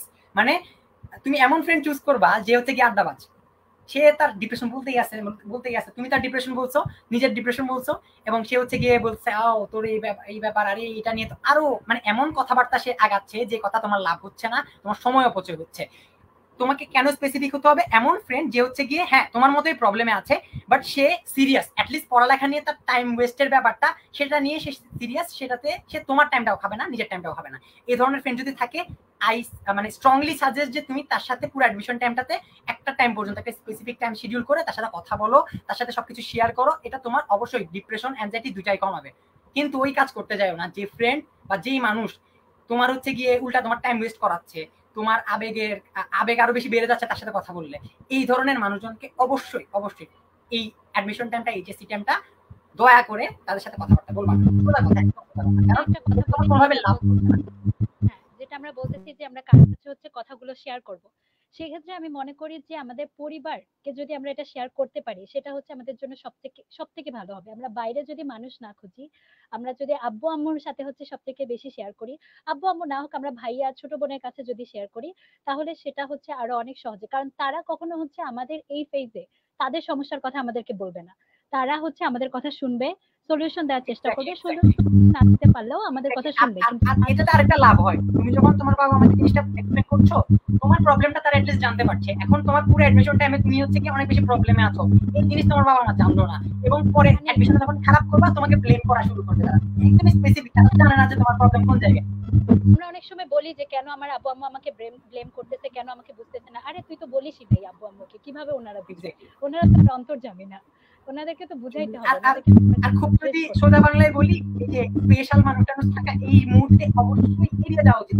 কোনোভাবেই তুমি তার সাথে গ্রুপ স্টাডি যদি করতে যাও, কোনোভাবে মানে আমি একদম স্ট্রিক্টলি বলে দিই, জীবনও লাভ হবে না, 100% ক্ষতি হবে। কেমনি তারও ক্ষতি হচ্ছে, তোমারও ক্ষতি হচ্ছে। তুমি কোনোভাবে পড়ালেখার বাইরে এক্সট্রা কোনো কিছু মাথায় আনতে পারবে না, সোজা কথা। তোমার যে ফ্রেন্ডটা তোমার সাথে একই সিচুয়েশনে আছে তার সাথে তুমি টাইমটা শেয়ার করো, নো প্রবলেম। বাট এই ধরনের ট্র্যাপে কখনোই পড়তে যাবা না। আজকে থেকে একদম স্ট্রিক্ট হও যে ভাই, চিন্তা করে দেখো জিনিসটা, যে তোমার লাভের কারণ, তোমার যে আপনজন তারা কখনোই, তুমি একটা জিনিস তোমার লাভ হচ্ছে সেটার কারণে তোমার কাছ থেকে দূরে সরে যাবে না। অর্থাৎ তুমি যদি তোমার ফ্রেন্ডদেরকে বলো যে দেখ আমি আসলে চাচ্ছি একটু কিছুদিন আলাদা থাকতে যাতে আমার রেজাল্টটা ভালো হয়, তারা কখনোই, যদি আসলে আপনজন হয়, তারা কখনোই পরবর্তীতে হারিয়ে যাবে না। এটা একদম একদম গ্যারান্টি। আমি নিজেও দেখা গিয়েছে যে অ্যাডমিশন টাইমটাতে আমি আমার ফ্রেন্ডের সাথে একদম ডিস্ট্রাক্টেড হয়ে গিয়েছিলাম, কিন্তু পরবর্তীতে এমন তো হয় না যে তারা একেবারে হারিয়ে গেছে, তারা আমাকে ভুলে গিয়েছে, এমন না। কারণ তোমার আপনজন তোমার জিনিসটা বুঝতে পারবে, ঠিক আছে, তোমার আর্জেন্সিটা বুঝতে পারবে, এবং এই আর্জেন্সিটা বুঝেই তোমার আপনজন তৈরি করা উচিত। এমন কোন ধরনের কন্ডিশনাল ফ্রেন্ড বানাবা না, কন্ডিশনাল কাউরেই বানাবা না যে তোমার সিচুয়েশন বুঝতে পারবে না। অর্থাৎ এই পুরো লাইফটাতে আমরা আসলে এই জিনিসটাই ডিসকাস করলাম যে এইচএসসি, হ্যাঁ ঠিক আছে, এই জিনিসটা অনেক বেশি সিরিয়াস, বাট এই জিনিসটাকে আমরা লাইটলি নিতে পারি। কিভাবে লাইটলি নিতে পারি? মানসিকভাবে নিজেকে অনেক বেশি স্ট্রং করে, নিজের উইক জোনগুলোকে বারবার উইক জোন ততক্ষণ পর্যন্ত রাখবো যতক্ষণ হচ্ছে গিয়ে আমি জানবো না উইক জোনটা আসলে কেন তৈরি করা হচ্ছে। অর্থাৎ আমি জানি যে আমার 2 মাস বাকি, তো 2 মাস আমি কাজে লাগাবো। আমি জানি যে আমার এই জায়গায় প্রবলেম, ওই জায়গাটা সলভ করার ট্রাই করবো। আমি জানি আমি ওভার থিঙ্কার, আমি কি করবো, সুন্দর মতো ফেসবুক ডিঅ্যাক্টিভেট করে দেবো, ফেসবুক ডিলিট করে দেবো। কারণ একজন ওভার থিঙ্কার সে যখন একটা পোস্ট দেখে, সে ওই পোস্ট নিয়ে 4-5টা লাইন যদি চিন্তা ভাবনা করে, তার আরো বেশি টাইম ওয়েস্ট হবে। এই পুরা জায়গাটা পুরাটা এইচএসসি বর্তমানে যে সিচুয়েশন তোমাদের সিলেবাসের হয়তো অনেকেরই ম্যাক্সিমামেরই শেষ হয় নাই। আমি একদম সত্যি করে বলবো, এইচএসসির মেইন পড়া কিন্তু শুরু হয়েছে এখন থেকে। যারা 2 বছর অনেক ভালো করে পড়ালেখা করেছে, এই টাইমটা গ্যাপ দিবা, তারা কখনোই ভালো করতে পারবা না। কিন্তু যারা হচ্ছে গিয়ে অনেক বেশি গ্যাপ দিয়েছো, এই টাইমটা 100% কাজে লাগাচ্ছ, কোনো কিছু না ভেবে ওভারথিংক না করে, তোমরা অবশ্যই ভালো করবা। তো পুরো লাইভে আমরা কিন্তু ট্রাই করেছি তোমাদের ডিপ্রেশন, অ্যাংজাইটি থেকে শুরু করে যত ধরনের স্পেসিফিক প্রশ্ন আছে কম টাইমের ভিতরে আনসার করা, এবং ইফতি এবং শাহরিয়ার খুব সুন্দর করে, খুব সাবলীল ভাবে জিনিসগুলো এক্সপ্লেন করেছে। তো তোমাদের কাছ থেকে লাস্ট কিছু সাজেশন শুনতে চাচ্ছি, লাস্ট মেসেজ এইচএসসি 24-এর জন্য যদি তোমরা দিতে চাও। প্রথমে ইফতির কাছে যেতে চাই। এটাই বলবো যে আগে যা করেছো, আগে বেশি পড়েছো নাকি কম পড়েছো? একটু লাউড ইফতি, সাউন্ডটা একটু কম। এটাই বলবো যে আগে তুমি বেশি পড়েছো নাকি কম পড়েছো এটা নিয়ে এখন চিন্তা ভাবনা করবা না। যেটা করবা যে সামনে যে দিনগুলো আছে সেগুলোকে হচ্ছে ভালো মতো ইউটিলাইজ করার চেষ্টা করবা। ডিপ্রেসড হবা না, অ্যাংজাইটি, ডিপ্রেশন এগুলো থেকে দূরে থাকার চেষ্টা করবা। নিজে আল্লাহ তাআলার কাছে, সৃষ্টিকর্তার কাছে একটা হচ্ছে সম্পর্ক তৈরি করবা। আব্বু আম্মুর কাছে, ফ্যামিলির সাথে হচ্ছে একটা ভালো সম্পর্ক রাখবা। এভাবে যদি করতে পারো, পড়াশোনাটা যদি একটা রুটিনের মধ্যে আনতে পারো, যে কোনো সময়ে যত বড় সিলেবাসই হোক তোমার দ্বারা হচ্ছে কমপ্লিট করা সম্ভব। তোমাদের জন্য অনেক অনেক শুভকামনা। ধন্যবাদ সবাইকে। শাহরিয়ার। আচ্ছা, আচ্ছা, কিছু কিছু মানুষের ক্ষেত্রে, যাদের ক্ষেত্রে খুব বেশি মানে এক্সপেকটেশন নিজেদের প্রতি, তাদের জন্য বলবো তোমার জিনিসটাকে এত কঠিন ভাবে ভেবো না। It's just another exam. এটাতে তুমি যদি এভারেজ মার্কও করে যাও, তোমার নেক্সট স্টেপে যে খুব বেশি প্রভাব রাখবে সেটা কিছু না। এটাকে একটা এক্সাম হিসেবে ডিল করবে, এটাকে নিজের লাইফের সবকিছু বিবেচনা করবে না। একটা এক্সাম হিসেবে বিবেচনা করবে, যে ডিপ্রেশন হালকা পাতলা শেয়ার করবে, নিজেকে সবসময় স্পিরিচুয়ালি এঙ্গেজ রাখবে এবং সবকিছুতে একটা ভালো ধারণা রাখবে, এবং সবচেয়ে বেশি যেটা ইম্পর্টেন্ট, নিজের সর্বোচ্চ ক্যাপাবিলিটি পরিশ্রম করার পর সবচেয়ে ভালোটার জন্য হোপ ফর দ্য বেস্ট। ঠিক আছে? তো তোমাদের সবার জন্য অনেক অনেক শুভকামনা। আমরা জানি তোমাদের অনেক পটেনশিয়াল আছে এবং তোমরা সেই পটেনশিয়ালটা মিট করতে পারবে ইনশাল্লাহ। ধন্যবাদের আসলে কমতি হয়ে যাবে যতই ধন্যবাদ দিই, এত সময় ধরে জুনিয়রদের জন্য এত কিছু বলার জন্য। প্রথমে এই যেভাবে শুরু করেছিলাম, দ্বিধা, শঙ্কা, ভয় সবকিছু মিলে একটা ব্যাচ এখন বর্তমানে আছে, কিন্তু আমরা চেষ্টা করেছি সেই তাদের যে দ্বিধা যুক্ত, ভয় যুক্ত যে চিত্তটা, সেই চিত্তটাকে ভয় শূন্য করার, এবং চিত্ত যেথা ভয় শূন্য, মুক্ত যেথা শিব, এই ধরনের একটা মানসিকতা যদি তুমি তৈরি করতে পারো, এইচএসসি না, অ্যাডমিশন না, যে কোনো জায়গাতেই তুমি আসলে ভালো করতে পারবা। ওভার থিঙ্কিং থেকে শুরু করে সবকিছুকে তুমি যদি ব্যালেন্স করে, কারণ দেখো তুমি মানুষ, তুমি সবকিছু করতে পারবা, এবং কিভাবে করতে পারবা, যদি তুমি তোমার নিজের ব্যালেন্সটা নিজের কাছে রাখো, অন্য কারো কাছে না দিয়ে দাও, সোশ্যাল মিডিয়ার কাছে, অন্য কোনো মানুষের কাছে না দিয়ে দাও, তখনই তুমি জিনিসটা সম্ভব করতে পারবা। তো চিত্ত যেথা ভয় শূন্য, এই লাইভে আজকে আসলে আমরা ট্রাই করেছি তোমাদের চিত্তকে ভয় শূন্য করতে, আশা করি পেরেছি। তো অসংখ্য ধন্যবাদ এতক্ষণ ধরে যারা দেখেছো, এবং অসংখ্য ধন্যবাদ আবারও ইফতি এবং শাহরিয়ারকে। তো আজকে লাইভ এখানে শেষ করছি। অনেক অনেক শুভকামনা তোমাদেরকে সালফিউর ইভেন্ট থেকে, তোমাদের জন্য অনেক অনেক ভালোবাসা।